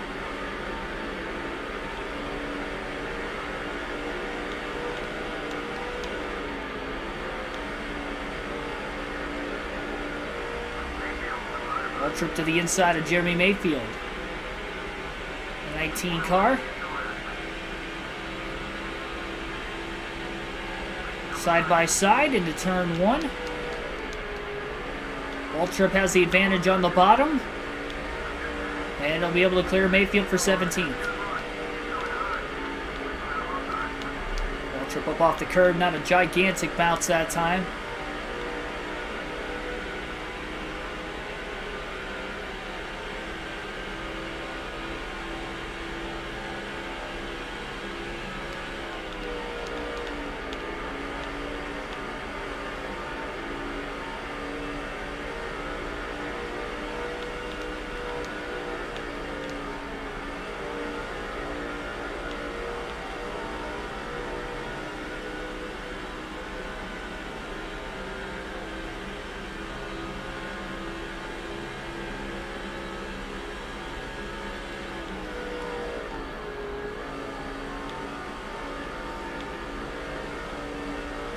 Waltrip's 36 seconds off the race lead right now.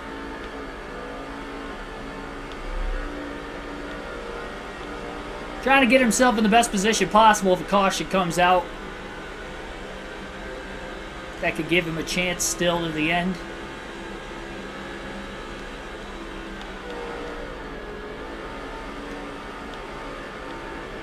Waltrip with the deep dive through turn 3, gets it to stick. Drives underneath the 29 car of Kevin Harvick. Into turn 4. And all clear off the exit of the corner. Drafted now behind the 21 of Ricky Rudd. Harvick pulling out of line. Waltrip not particularly worried about Harvick. Michael arcs off turn 2. Trying to get around Ricky Rudd in the 21 car. Not going to be able to do it there. Waltrip looking all the way down towards the bottom run with a gigantic block on the back straightaway. Waltrip backs up turn 3, trying to get another run on Rudd.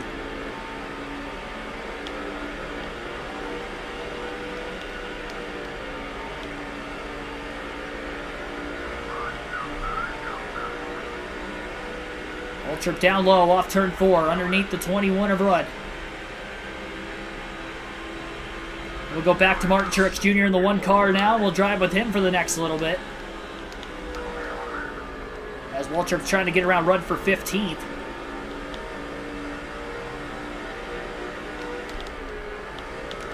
Massive arc by Truex. Squeezes underneath Jeremy Mayfield off the curbing. Still holds. Pretty good corner. Waltrip's starting to fade back a little bit again. Mayfield hangs on in front of Truex.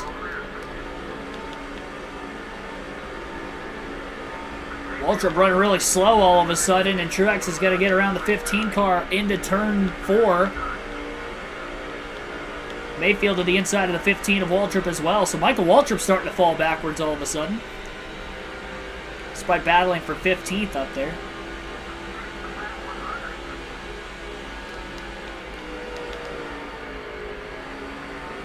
And we are at lap 100 now in the Brickyard 400.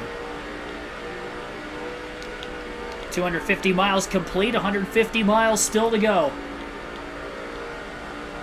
To see who will win the 11th annual Brickyard 400.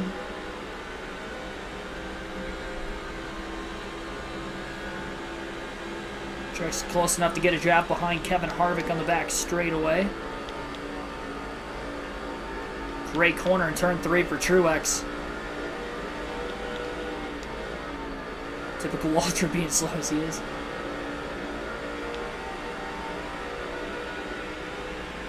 Truex trying to get by Harvick, not going to happen that time. Rides right in line behind the 29. Harvick just below the cutoff line coming into today's race. He needs a good run. Truex 18th in points. 19th rather in points coming into today's race. Trying to play a little bit of catch up. Trying to get around the 29 car of Harvick. He'll look low off turn 2, and he's definitely underneath him. Ace of Spades, welcome to the stream. What happened to Junior? Junior's in the lead. He's at the tail end of the pack right now, but he is in the lead. We're just in the middle of our field pass currently. Truex getting crowded by Harvick. Harvick trying to aggressively side draft the 1 car in the middle of turn 3. Hanging in there on the outside. Truex off the curb just a little bit, but he'll clear. Harvick with a clean pass off turn 4 for 16th. First race was in 94, but this is 2005. Am I doing my math correctly? Oh, yeah, never mind. It is 12. I did my math incorrectly. I didn't count, like, 94 itself when I started counting. 12th annual Brickyard 400. I knew the first race was in 94, but when I counted, I was like 95, 96. So when I got to 2004, that's why I was thinking it was 10.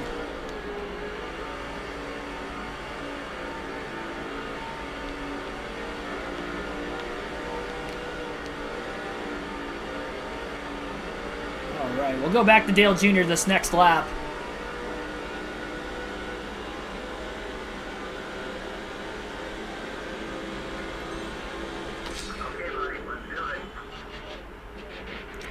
Further back in the field right now, and Junior working his way off turn 4. Lap 104 this time by for Earnhardt. Everybody that's on the track still in the lead lap for the time being.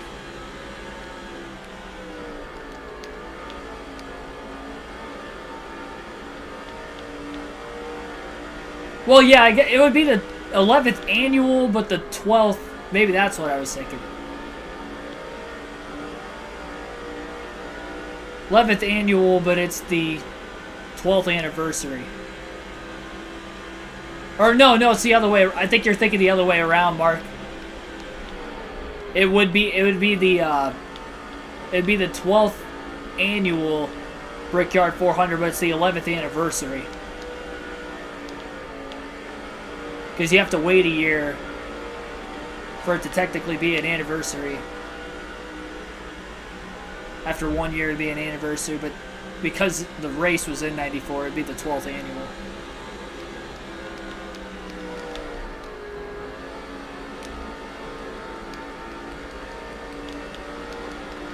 By the way, Junior got in the wall off turn 4. Right in line behind this generated car in front of him, and he got really tight. That leads only down to 29 seconds all of a sudden as he's trying to get around the 120 car at the back of the pack.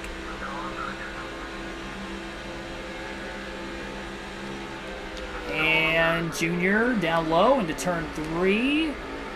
Going a bit wide. 120 car in the wall off turn 4. Junior's got to clear him. He's got clean air on the nose again.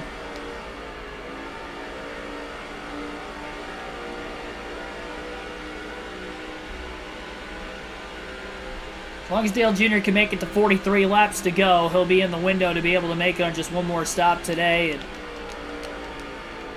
the strategy is playing wonders currently for him.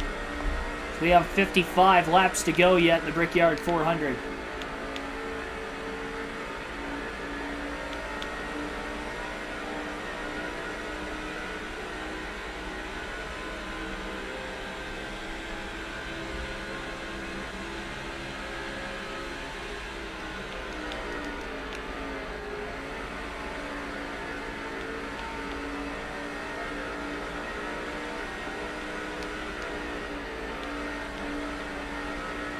I'm surprised we haven't seen more engine failures today. I'm surprised Jamie McMurray is still the only car out of the race.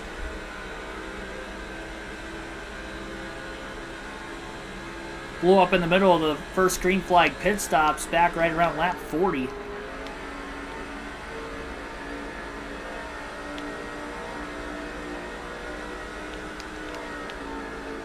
It is shocking that that is the case, considering this is Gen 4 era NASCAR, mid-2000s era NASCAR. We got some slow cars on the backstretch right now. Something happened off turn 2.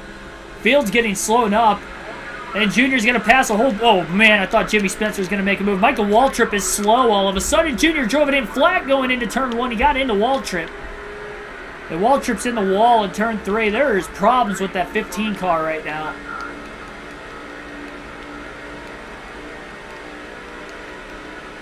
And Junior's going to be able to lap a few more cars with it. Tried to get them all, and then he kind of overran the corner trying to get around every last car going towards turn 3.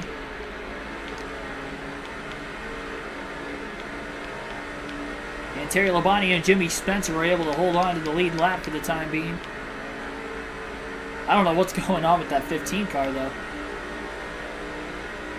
He's down a cylinder one way or another.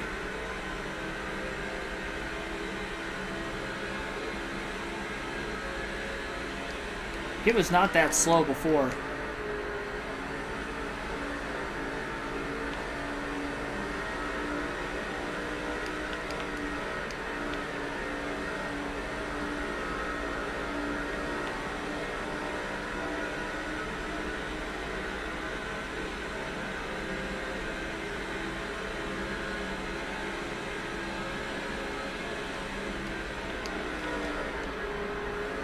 Jimmy Spencer trying to get back around Terry Labonte side by side for position. Spencer with a wide arc trying to clear Labonte now off turn 2, and he does with a clean pass. A single file in time right in front of Dale Jr. Jr. drafting behind Labonte on the back straightaway. And he'll look to pull out a line towards turn 3. He skids the tires just a bit. It's not going to help the car turn that time.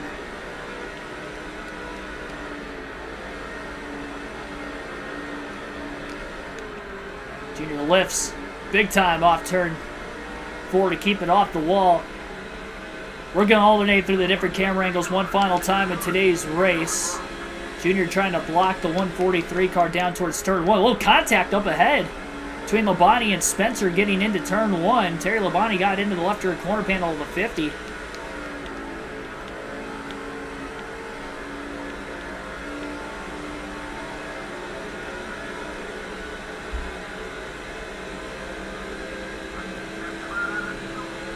Quarter tank of gas left for Earnhardt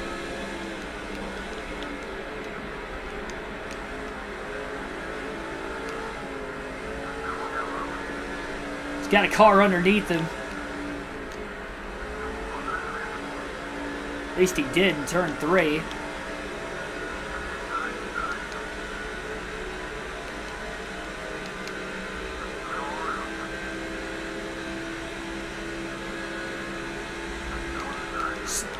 Car's still there. 143 car, and he'll get back around Dale Jr. to get a lap back. Michael Waltrip, first car. One lap down right now. It's like he's found a second wind. Jr. just overdrove the corner big time. On the curb, and that slowed him down so much that Michael Waltrip got back around him on the outside.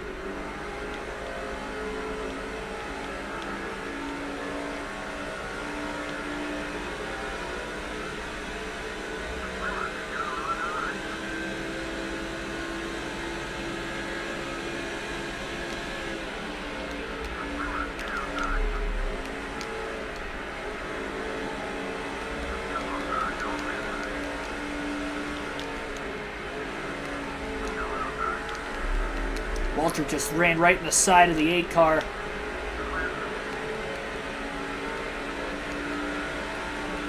Right in the middle of turn 2. That allows for Wimmer and the 120 to get back on the lead lap.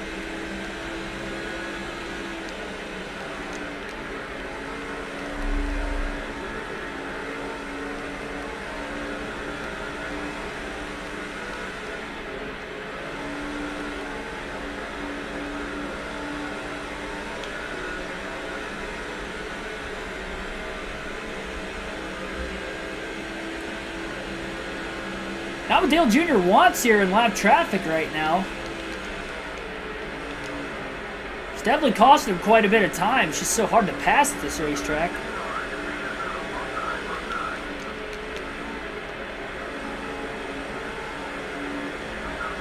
He's not really at a point anymore where he really wants to be super, super clean.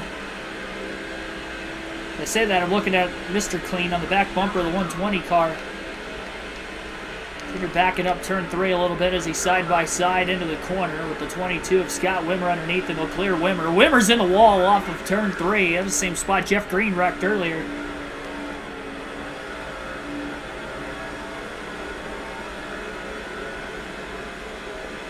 No wreck there.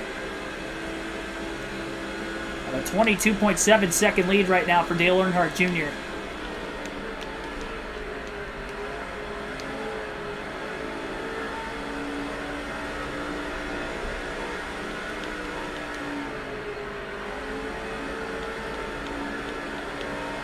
Make it from here. Yeah, I'll probably consider pitting before I get to 48 laps into the run again.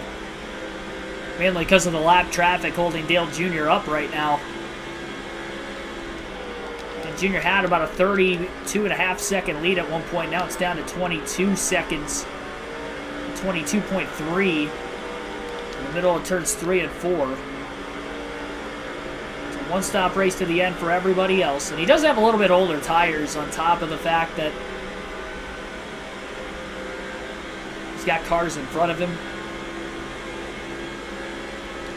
Sits in line right behind the 120. 120 car goes a bit wide on his arc into turn 1. Dale Jr. dives underneath him though into turn 2. And he gets squeezed off the exit of the corner as well.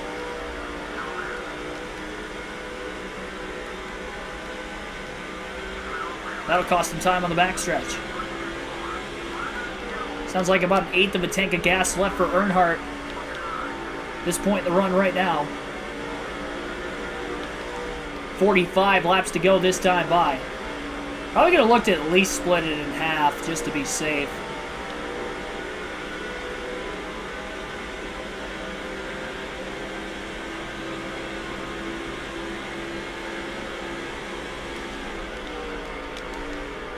Trying to get the most laps led today, too. It's going to be close between him and Greg Biffle right now.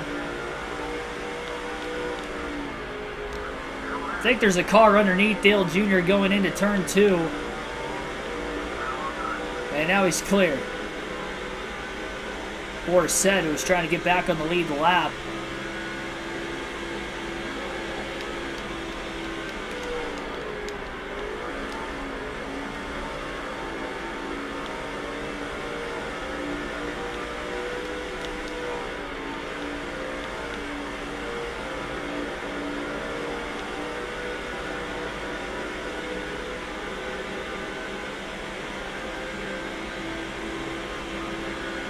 .44 to go.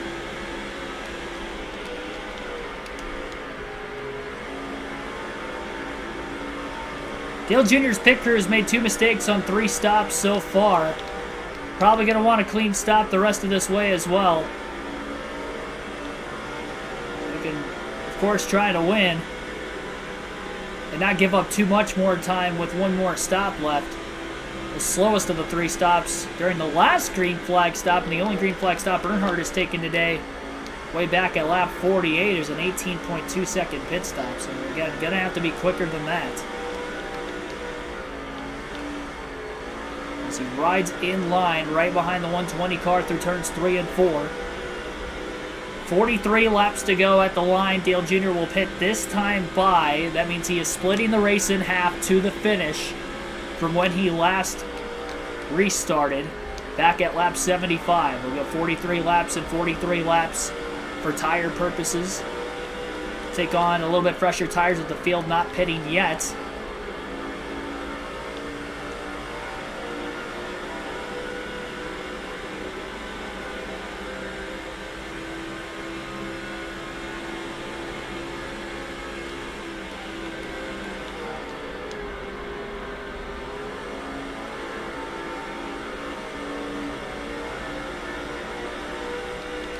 Directly behind Earnhardt, he slowly started pulling away from the 36 of Boris said, and Earnhardt will pit off turn 4 this time. He's got to get down to pit road speed, 70 miles per hour, and he will. 4 tires and fuel for Dale Earnhardt Jr. He will top off. And no adjustment changes on the final stop of the day. He likes the handling of his car right now, all things considered. I think it's going to struggle in dirty air regardless, so hopefully get back to having clean air again once everybody cycles through.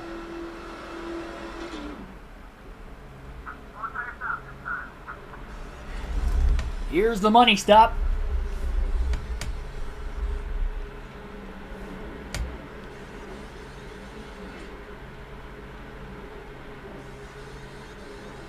First clean green flag stop of the day. Second of 4 pit stops will be clean, but it was probably the most important one. Greg Biffle going to be back in the lead.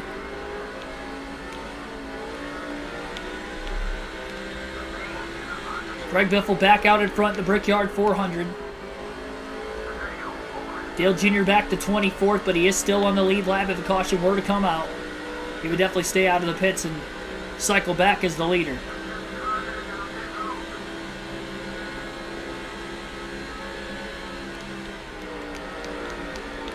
Junior pits, and it sounds like we've got some other cars hitting pit road this time by as well. You're going to have to watch him, make sure he doesn't run in the back of anybody who's trying to pit off turn 4 from here to the end, as the car right in front of him with Casey Kane will come down.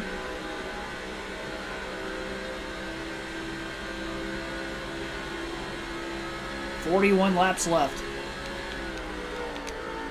Biffle once again for the 3rd different time for himself leads the Brickyard 400. Junior will cycle back to the lead once everybody pits.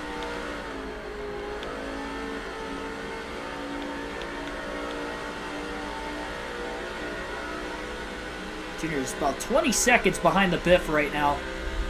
Biffle's only win of the season came in the Daytona 500 at the very start of the year, so he's riding a 20-race winless streak, but how fitting would it be for him to win 2 of the biggest races of the season in the Daytona 500 and the Brickyard 400 in the same year?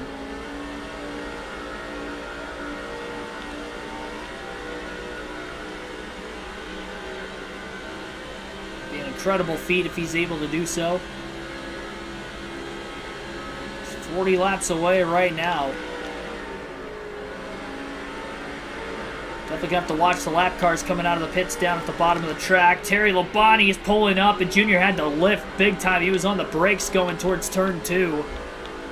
Definitely not one of the corners he used the heavy braking in like turns 1 and turns 3, but he wanted to make sure that he wasn't going to pile into the back of Labonte. So that's going to cost Dale Jr. just a little bit of time.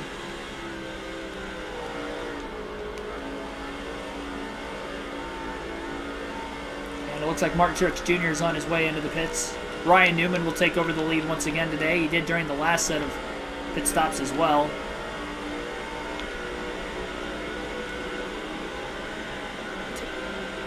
Terry Labonte, we know obviously he is already pit. Dale Jr. will draft in line behind him. Jr. back inside the top 10. Still waiting on 7 cars in front of the 8 to hit pit road.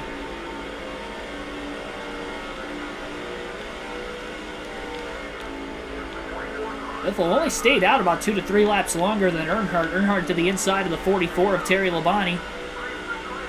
Looking to make the pass on the 44 car, former 2-time NASCAR Cup Series champion. Over a 20-time winner in the Cup Series as well as Labonte. Into turn 3, Earnhardt will complete the pass finally as they were side by side all the way down the backstretch, and Terry actually brushed the wall off the exit of turn 3 as well. Newman stayed out again that last lap, 38 to go as the Rocket Man continues to lead. Truex is off of pit road. I know Michael Waltrip already pit, so all 3 DEI cars have made their final stop already. We'll go back to the far chase cam for the rest of the race. And 38 laps remain at Indianapolis.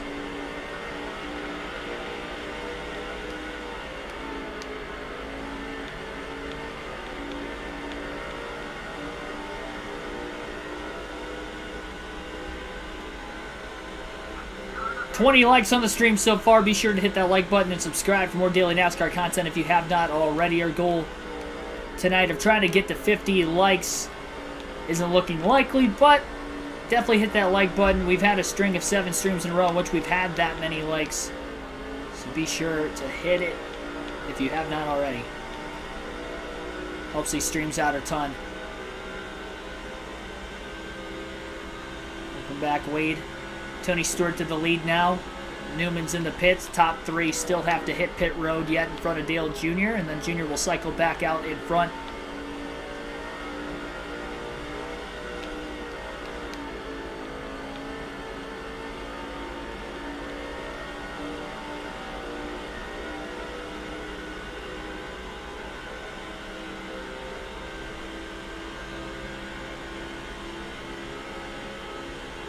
So even with pitting 1 extra time for Dale Jr. today compared to some of the cars that are going to make it on 3 stops,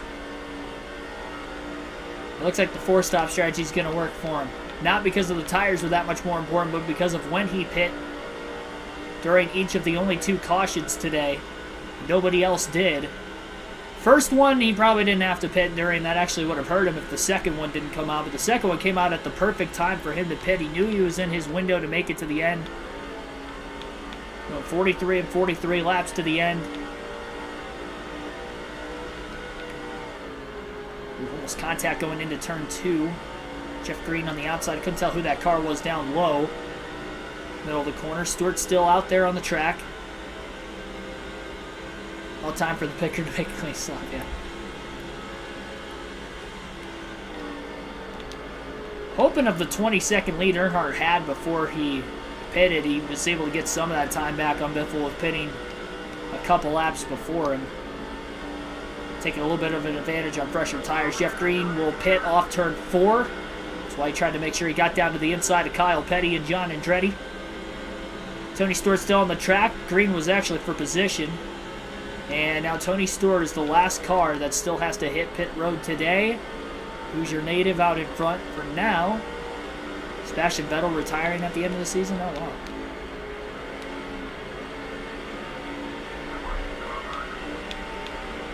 Oh, contact! Earnhardt is in the inside wall, but he's able to keep the car straight. He was in the middle of a couple cars that had gotten checked up somehow or another off the exit of turn 2.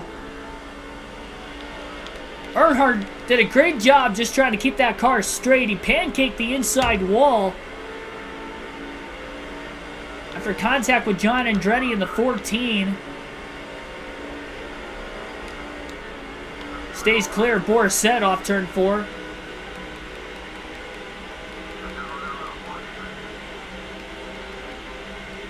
set down on the inside. Tony Stewart is on pit road. Dale Jr. will take the lead. It'll be an official lead change this time by. That costed Dale Jr. a lot of time. But if he would have spun out, he would have lost all that track position he had. And that's why it was a key for the caution not to come out that time after the contact. Let me get rid of that down in the chat.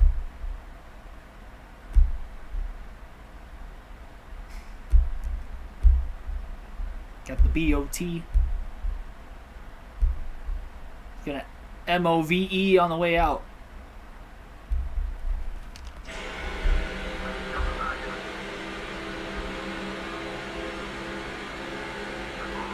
So Dale Jr.'s got about a 15-second lead. It was 20 seconds, so he lost about 5 seconds in that mess off turn 2. As long as the lap traffic doesn't completely deteriorate him. Man, Jr. in the wall off turn 4 now. He was in dirty air behind Said.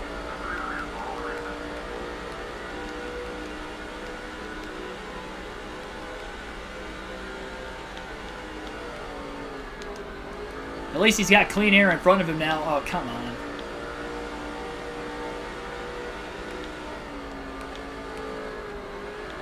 You don't need to help me.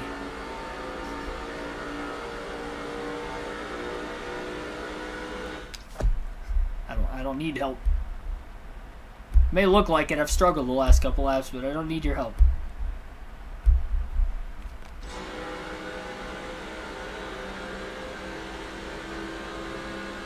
Thanks for the mods also taking care of that also. Alright. Well, 32 laps to go this time by for Dale Jr. And now the lead's down to 13.2 seconds. You just start to run consistent laps. I mean, you would think with this strategy call he'd be alright. Biffle's only got a few lap fresher tires on him, about 3 to 4 laps at the most. But, I mean, Greg Biffle has had the fastest car in the field, so I don't think it's so much the tires. The tires evened out. If not by now, they will soon. So I don't think that that's the big issue right now. It's just the fact Biffle, by far and away, has had the fastest car in the field.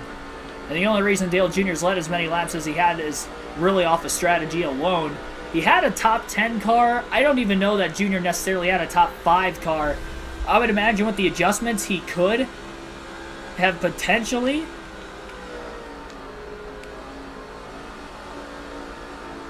I think he could have potentially had a top 5 car. We'll never really know for sure because not everybody has been bunched together. But I think clearing away, Biffle has the fastest car in the field, and he's the one trying to win this race right now. And despite the pit strategy trying to run down Dale Jr. to the finish. 2.5 mile racetrack, so 31 laps to go this time by. That is a long time yet to get to the finish. Junior's really going to need this lap traffic to work with, and they haven't really done so all race. Ice Monkey 92 Hammer, welcome to the stream.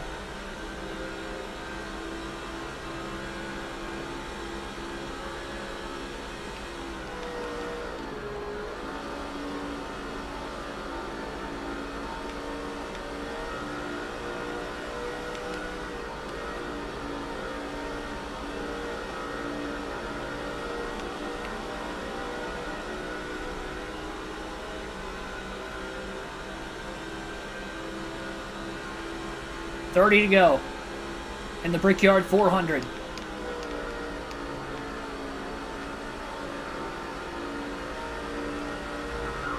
Driving underneath the 143 car who had spun and brought out one of the cautions in turn 4 earlier. Junior gonna lap him again, clears him off turn 2.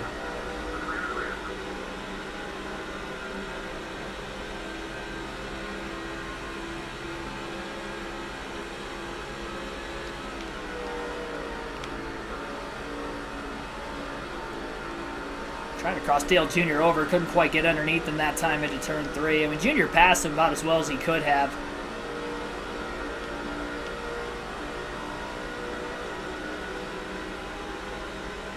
Just trying to get his lap back. Jr. going to break the draft from him from behind, trying to make sure he's not going to get an extra run down the front stretch and potentially dive bomb to the inside into turn 1. 12.5-second lead for Dale Jr. over Greg Biffle. Jr. trying to go for his 9th win of the season.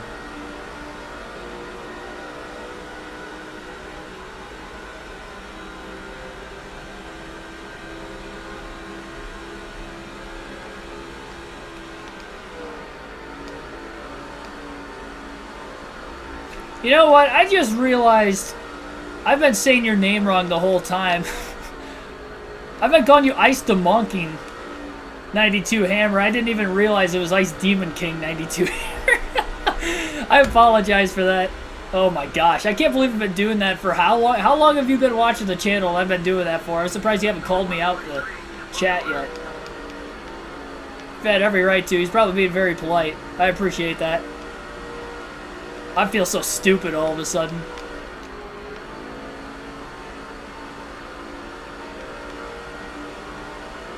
Ice Demon King. Ice the Monkey. Oh my god.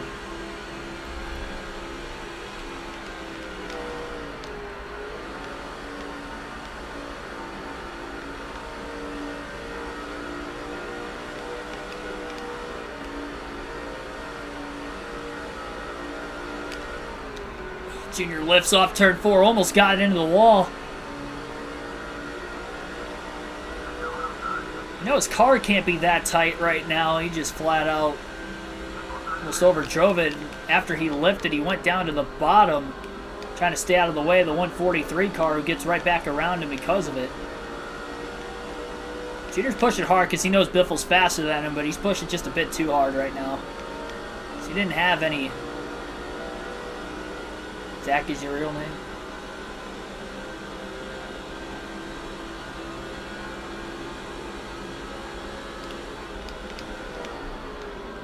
He skirts the tires going into turn 3. And now he's stuck back in the dirty air behind the 143 car who already passed once, and now he's going to have to try to pass again. Looking for a way around him. Got to run on the front stretch, and the 143 pulling down to throw a block on Dale Earnhardt Jr. middle of the front straightaway. Lead is down to less than 10.5 seconds now.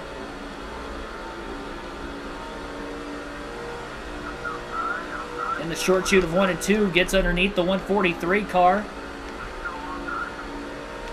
And he'll make the clean pass on him in turn 2. It clears him.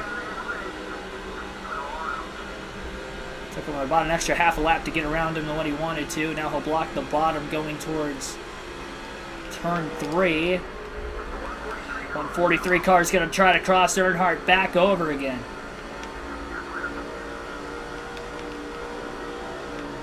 And he did, and he clears Earnhardt.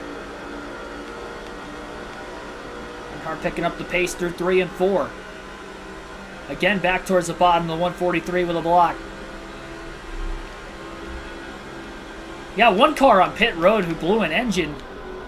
Saw him smoking in his pit box.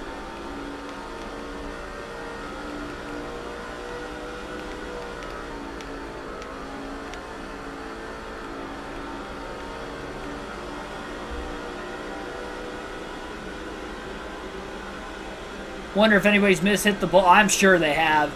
I didn't really get to look at the dimensions of the course the first few times I've been to Indy now, but I would like to. That would be one golf course I'd be willing to take a road trip just to play a golf course on. They're not. It'd be one of those things where I'd probably book a tee time and then stay the night and then play again the next day before I leave. Means I only live 4 hours from there. It'd definitely be doable. That'd probably be something I'd film for the channel too.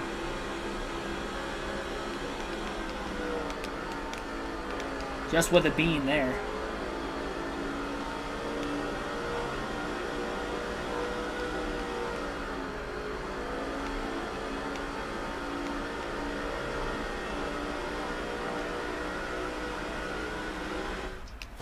Lead is down under 10 seconds now.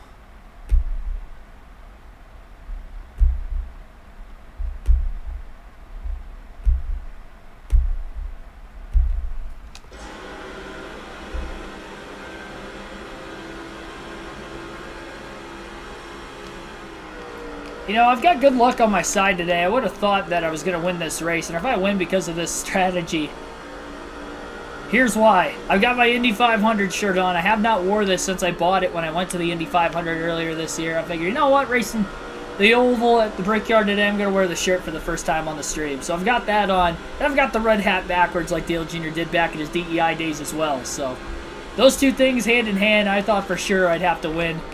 Heck, if I win this race, I may go downstairs, grab some milk, and then drink it in celebration after the stream. If I go to Victory Lane today too.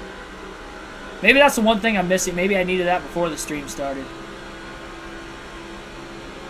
Junior again trying to size up the 143 car, but he cannot get back around him. He's already passed him twice, and now he's trying to pass him a third time. Earnhardt off the curb in turn 4, and he has to lift off the exit of the corner to keep it off the wall after the curb shot him a bit wide.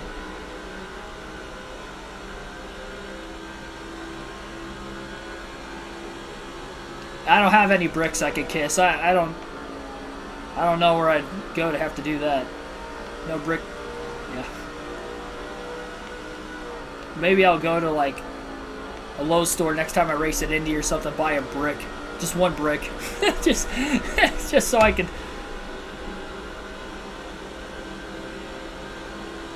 Maybe I'll decorate it or something. Your skirts the tires going towards turn 3 just a bit. Making contact with the 143. He fought his way to the inside of him. And now he ends up in the wall off the exit of turn 4 as well.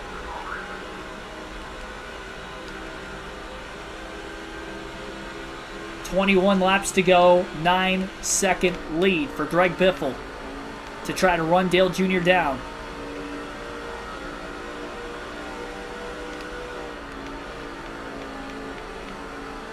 More clean air in front of the 8.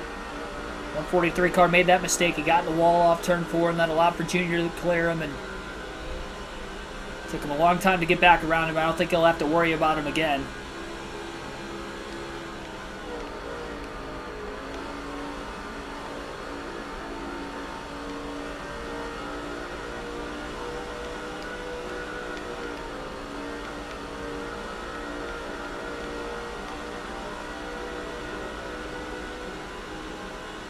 Eight and a half seconds with 20 to go.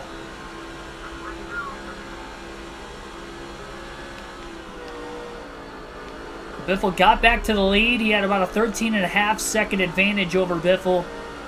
Biffle's closed in 5 seconds over the last 17 laps. That's how fast that 16 car has been today.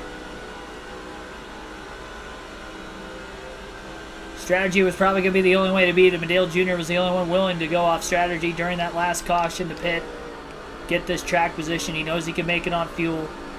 And even if he doesn't win, this was going to probably be his best shot to win, knowing he didn't have a race-winning car today. Sometimes you just got to work smarter, not harder. That's exactly what this 18 did. It seemed like turns 3 and 4, again, have been Junior's worst set of corners compared to 1 and 2 today. Seems like he has gone a bit wider off turn 4 than turn 2 most of the day. And now he closes up to Jimmy Spencer in the 50 car. Will be the final car on the lead lap currently. I just realized we still have to take another field pass yet today.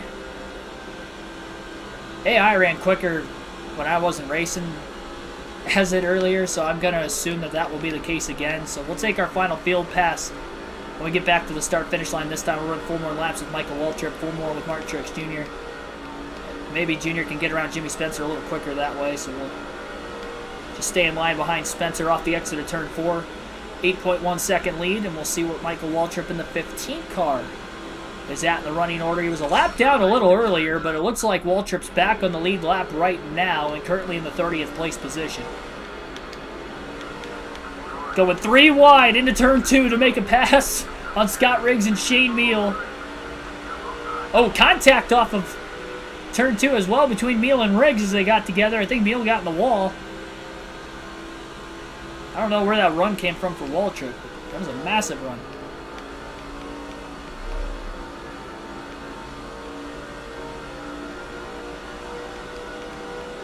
What about Mr. October?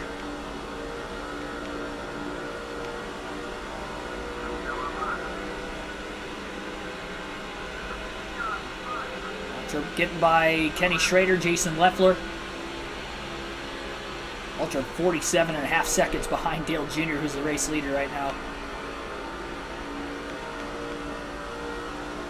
I don't know that Waltrip's going to catch another car in front of him. He races him here for the next 2.5 laps.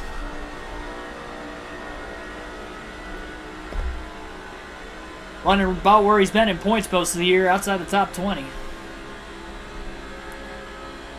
I don't even know if he was in the top 20 in points all season. Maybe after the first couple races he could have been. Like after Daytona or something.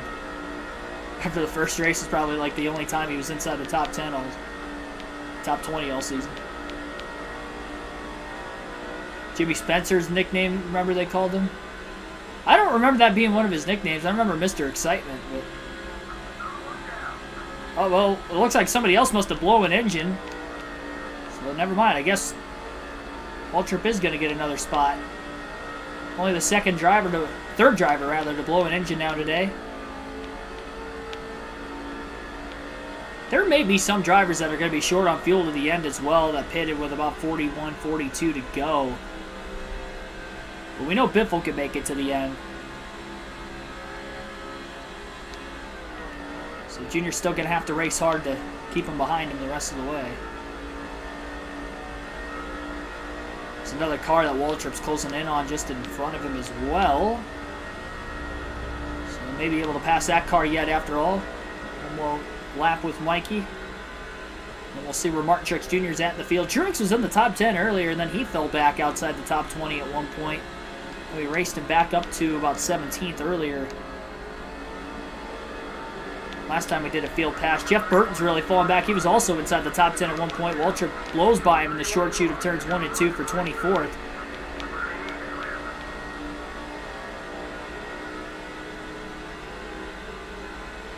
Dale Jr.'s got a lot of lap traffic around him right now.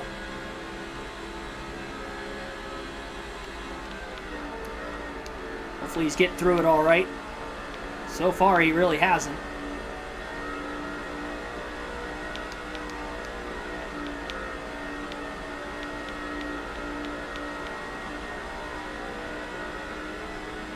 And we'll fast forward now to Martin Truex Jr. 15 laps to go. Truex in 16th, about where we left off with him. JC1424, welcome to the stream. Brings back 2017 memories.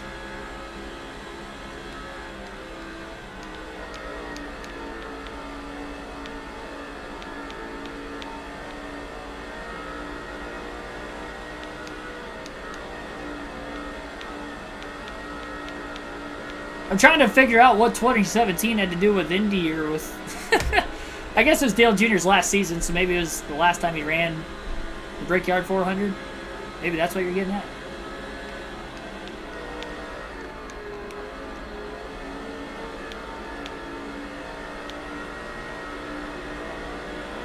Truex in 16th is so far off the race lead right now. 29.3 seconds, trying to get around Casey Mears in the 41 car, back straightaway, just got to the inside of him as Mears tried to throw a block. Truex outside the top 15 in points, looking for a top 15 finish in his first ever Brickyard 400. Got really tight, middle of the corner, just kept it off Mears. Don't want to wreck and bring out a caution, stacking the field back up this late in the going. And he'll clear Mears off turn 4. Went to MIS 2021. I did. Did a season with DEI on this game. Oh, gotcha. Yeah, I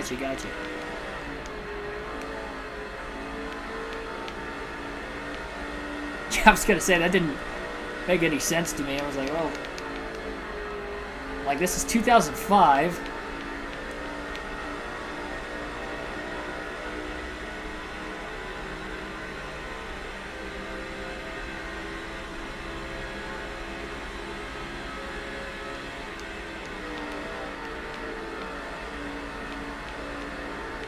But yeah, I was at Michigan last year. I was there for both races in 2019 and 2018 also. My first race I ever went to was at Michigan in the August race in 2015. But I'll be there again in a couple weeks. Week and a half, I guess, from now. Alright, 2 more laps and then...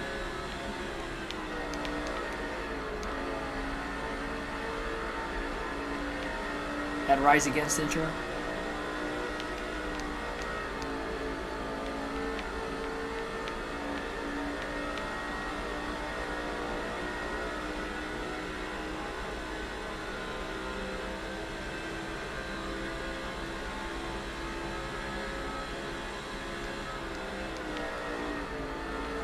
That's a band I haven't listened to in a while. No particular reason why, just haven't listened to them in a while.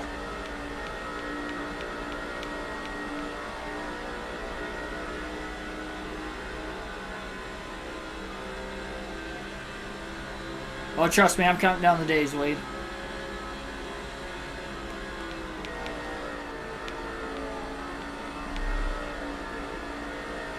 Started every race with Truex. Won the title too. Got him a title in his rookie season. Oh, never mind. Yeah, you won the title that year. Gotcha.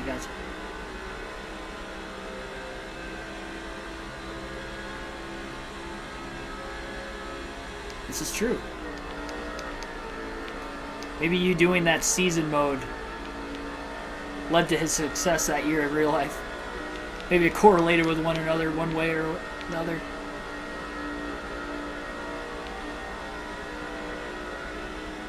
Alright, 10 laps to go this time by. Time to see if Dale Earnhardt Jr. is going to win his first career Brickyard 400. He's put himself in great position on strategy right now. Seems like he's gotten through lap traffic pretty well in recent laps. He'll be coming to 9 laps to go this time by. Greg Biffle has cut the lead down to about 7.6 seconds. It was only 8.1 back, so he's only gained a half a second over the last 8 laps now, so Dale Jr. is starting to pace pretty well. He's got clean air in front of him too, which is going to help.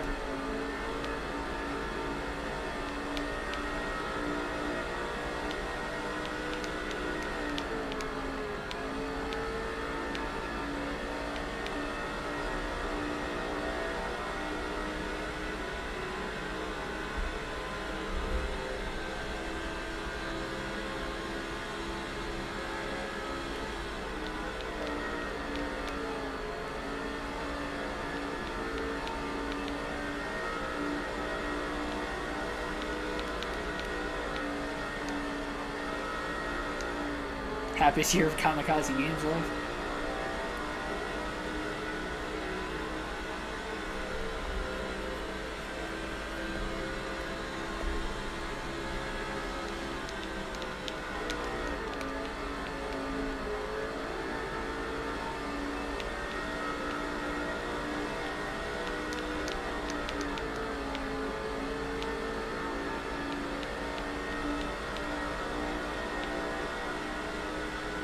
Biffle's cut the lead down under 7 seconds. There are a few lap cars between the top 2 right now as well.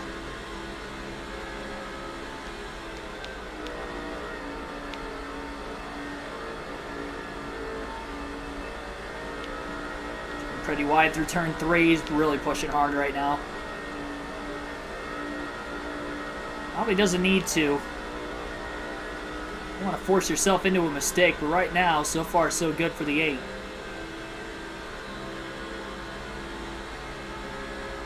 Try to get both Waltrip and Junior. Well, so I'm actually driving as Dale Jr. for the season. So I alternated his paint scheme. Waltrip, I don't know how he did that. I think with the AI, it just does it randomly, so it was kind of a coincidental thing, I guess. I didn't intend in Waltrip having his secondary scheme in this race. I pretty much just alternate every other race with Earnhardt, though.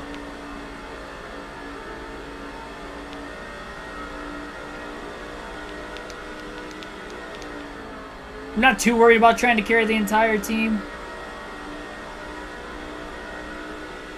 I'll focus on just trying to get this 8 car the championship.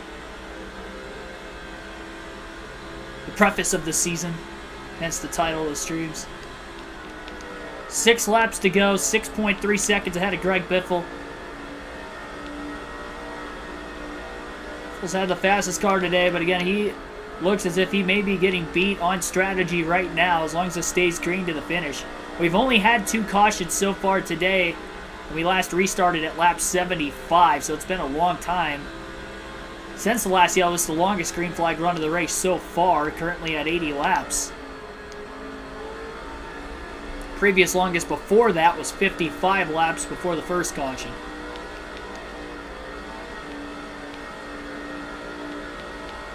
Lead down to 6 seconds off of turn 4. 5 laps to go around this 2.5 mile rectangular oval at the Indianapolis Motor Speedway.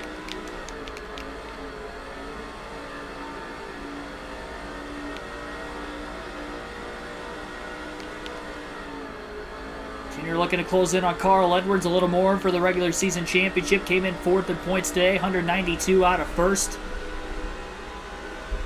And Edwards came in overall with a 138 point lead over 2nd place over Jeff Gordon and Tony Stewart, who were 2nd and 3rd.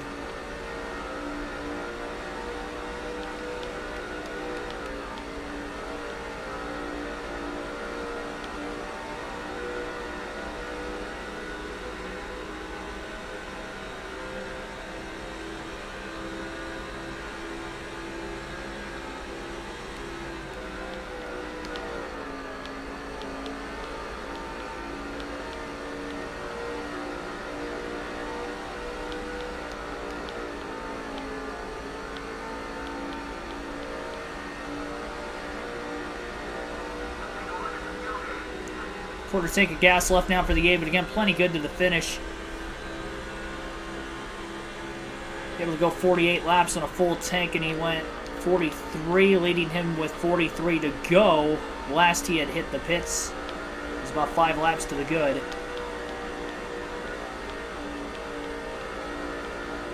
At least. 3 to go at the line.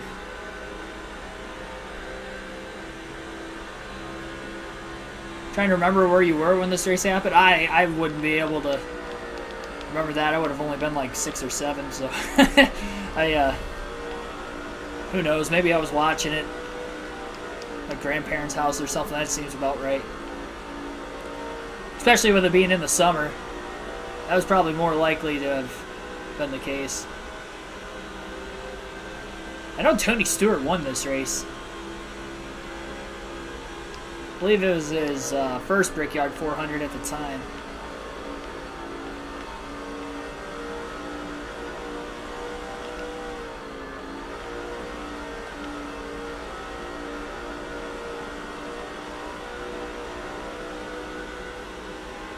Two laps to go at the line, 5 miles away for Dale Jr.'s first career Brickyard 400 victory.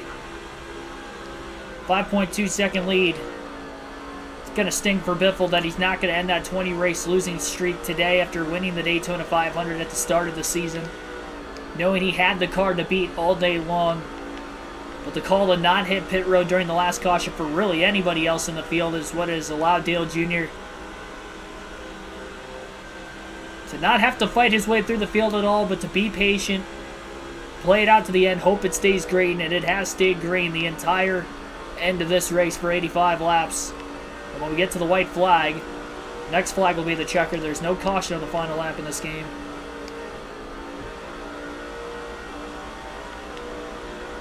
A real wide off the exit turn 4 there. I lifted in the middle of the corner because I felt I overdrove it, and I still almost put it in the wall. Final lap. Just less than a 5-second lead. And we got some cars pitting, it sounds like, this time. I was wondering if we were going to have cars running out of gas at the end of the race. There were some that pitted with about 42, 41 laps to go that were pitting about 38 to 39 laps into the race, but because we had a couple cautions, they were able to save a little bit of fuel, but not enough to be able to make it on 4 stops, so that could shake the running order up a little bit. We know Biffle will make it to the end, so he'll still easily be able to finish in second. And the checkered flag is going to be waving this time by through turns 3 and 4 in front of the sold-out virtual crowd. In front of you guys in the chat, looks like Dale Earnhardt Jr. is going to be able to kiss the bricks for the first time ever in his NASCAR Cup Series career. Off turn 4, working his way to the start-finish line. Dale Jr. will win the 2005 Brickyard 400. All right, let's go. First Crown Jewel win of the season for Dale Jr.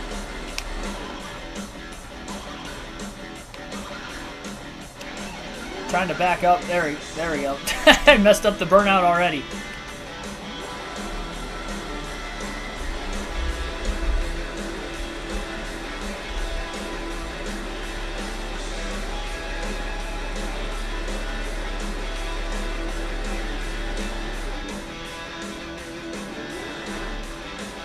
This track's too narrow. I can't do a proper burnout.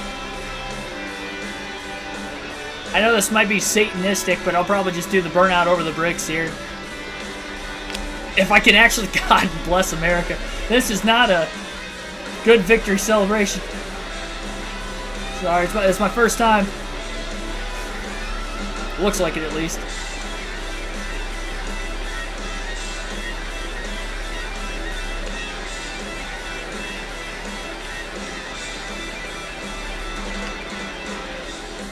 There we go.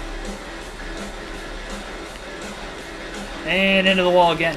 You know, I'm just hitting the wall so I can pass post-race inspection. I don't feel like getting this win taken away from me. I think we should be good now. We've hit the wall enough times. We'll take a look at today's top finishers in today's race. 74 laps led today for Dale Earnhardt Jr., all based off of strategy alone. It's able to get him the most laps led. Oh, Biffle must have blew an engine late. No, he didn't blow an engine. Finished 5th. He fell off. He must have had a slow final stop or something then. Because he was leading at one point before he hit pit road. He must have just had a slow stop. So Jimmy Johnson actually finishes in second. Matt Kenseth will end up third. Tony Stewart, who led 6 laps, finishes fourth. The Greg Biffle rounds out the top 5. He also led 74 laps. How does that actually work? Did we both get 10 points? Yeah, okay. I wonder if it was like that in real life at this time, too. You have to comment in the chat down below if they tied for the most laps led, if they both got 10 points or they both just got 5. I honestly have no clue. I mean, in the game it gives us 10, but I don't know how accurate that is compared to in real life under this points format. I also wonder if maybe they... I don't know. Yeah, I mean, they either both got 10 or they both got 5, so I don't know how that would work exactly. But regardless of the fact, it looks like Dale Jr. and Greg Biffle will both get 10 bonus points today. Both finish in the top 5. Carl Edwards, points leader, ends up 6th. He did not lead a lap today. Rusty Wallace had a good run in his final Brickyard 400, finishing 7th. How about Mike Bliss? Bliss keeping his hot streak alive in the summer months. He has now 13 top 10s on the season with his 8th place finish today. And on top of it, for Mike Bliss, he may be going to the chase. Jeremy Mayfield finishes 9th after qualifying inside the top 10. Good day for him, and Mark Martin rounds out the top 10 as well, as he will end up finishing there. Kevin Harvick, who came in just outside the cutoff line, is going to end up with an 11th place finish. Our teammates Martin Truex Jr. finished 13th after starting 8th. Pretty solid day in his first Brickyard 400. Michael Waltrip fought back to finish 18th there at the end of the race. He had a weird day. He was in the top 15 at one point, then he was a lap down outside the top 30, then he got back on the lead lap and ended up 18th. And we only had 25 cars finish on the lead lap today. Jeff Gordon finished 26th at Indy, despite qualifying 2nd. He dropped back because Dale Jr., we qualified 25th. And I remember when I got inside the top 15 the first time, we passed Gordon, who was in like 14th. I thought it was odd that he had fallen that far back in like 20 laps, but yeah, needless to say, he just did not have the car. They had it too trimmed out for qualifying, let's say that much. 15 lead changes, 2 cautions for 6 caution laps, 4.8 seconds margin to victory, 155.09 miles per hour was the average race speed. 2 hours, 34 minutes to get today's race in. This actually flew by. We got a Brickyard 400 in almost 2.5 hours. That was pretty quick. Let's see here. DNFs, Jamie McMurray, we saw blew an engine at lap 40. Bobby Labonte blew an engine today. That's big. He was inside the top 10 at points. Dale Jarrett blew an engine. One of the Bush brothers blew an engine. I don't know which one that is exactly. I don't know if it was Kurt or Kyle. Ryan Newman blew an engine today too. Late in the race with less than 20 to go. Led 5 laps. Jason Leffler blew an engine there at the end, so we had quite a few engine failures. I kind of expected that with it being a longer track. Typically see a lot of engine failures this time period on these big, fast racetracks. And 6 of them total, if I do my math right. Yep, 6 total. And 15 lead changes, but I think we only had 5 different leaders the entire race. And we get to see Dale Jr. in victory lane. See, we got the red hat backwards today. It's not a Dale Jr. hat. It's actually a Detroit Red Wings hat. It's the only red hat I own. And then we've got the Indy 500 shirt on that I had earlier this year when I went to the Indy 500. I told you guys it'd be good luck. And we got the win, of course. He failed post-race inspection. No, he did not. We'll find out in 2.5 to 3 hours. I'll let you guys know in the community tab if we fail post-race. I have a feeling we won't. Next race is at Watkins Glen. Oh, boy. 90 laps. For the Sirius satellite radio at the Glen. Oh, man. Second and final road course race of the year. I don't know how that's going to... NASCAR 05, that race was wonky. NASCAR 05, they would wreck in the bus stop on restarts like almost every lap. I don't know if they're going to do that in this game. That was interesting. Because we would have like a 40-lap long green flag run or whatever, and we'd be fine. But then if we had a caution, they would wreck in the bus stop like 2 or 3 times in a row. And then if we got more than 1 lap in, then we were kind of fine after that. So if that happens again, we could have quite a few yellows at Watkins Glen, but we'll see how that'll play out. Again, Dale Jr. won at Infineon. He only led like 8 laps of that race. It took me a while to catch Gordon. He was the class of the field, so I'm sure he'll have one of the faster cars there as well. Check out the point standings as well before we get out of here tonight. Earl Arnold Jr., welcome into the stream as well.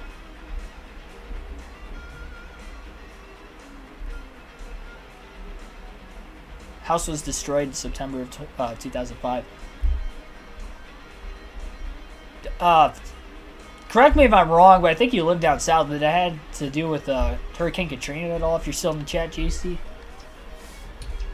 Trying to get my timeline right. If it was like 05 or 06 when that happened. I'm going to the wrong area. Point standings, not skill points. Those are different points.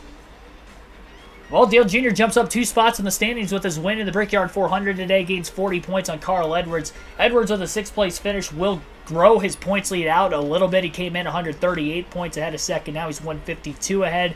And Edwards and Jr. are the only 2 drivers that would have a shot of actually having the points lead following Watkins Glen mathematically as well. Jeff Gordon with that 26th place finish falls from 2nd to 4th in the standings, but still well inside the top 10. Stewart 3rd, Biffle in 5th, Johnson 6th. Mike Bliss moves up a spot in the standings with a top 10 today, finishing 8th. He is now 7th in the point standings, as high as he has been all season. Matt Kenseth 8th, Kurt Busch is in 9th, and Kevin Harvick rounds out the top 10 right now. Bobby Labonte had a DNF, so that dropped him below the cutoff line, and now Harvick is in. Ryan Newman also DNF'd today. He was outside the cutoff line. He loses even more points as well. Actually, he kind of got bailed out considering Labonte was 10th going in, and Labonte also blew an engine. Harvick moved in, so he still lost points, but he didn't lose as many as he probably should have. And Kyle Busch is up to 14th in points. So that tells me Kurt Busch was the one that blew an engine, because Kurt lost at least 2 spots in points. I think he was 7th coming in, and he fell back to 9th, so I think he was the Busch brother that blew an engine. And Kyle's up to 14th. He's having a good rookie season, all things considered. We'll see if he can make a late charge towards the chase. He's got a couple 100 points a game, though. We only have 5 more races. And Truex is up to 17th. He gains 2 spots in the standings today. And Michael Waltrip is 26th, right where he came in into the points. Tough break. Jeff Burton's 27th in points. Oh my goodness. I know he didn't do so hot today, but I guess he hasn't had a great season at all. I haven't really looked at the bottom of the standings. Terry Labonte's 40th. I guess he's in the 44. I know it's a Hendrick card, but it's not the same.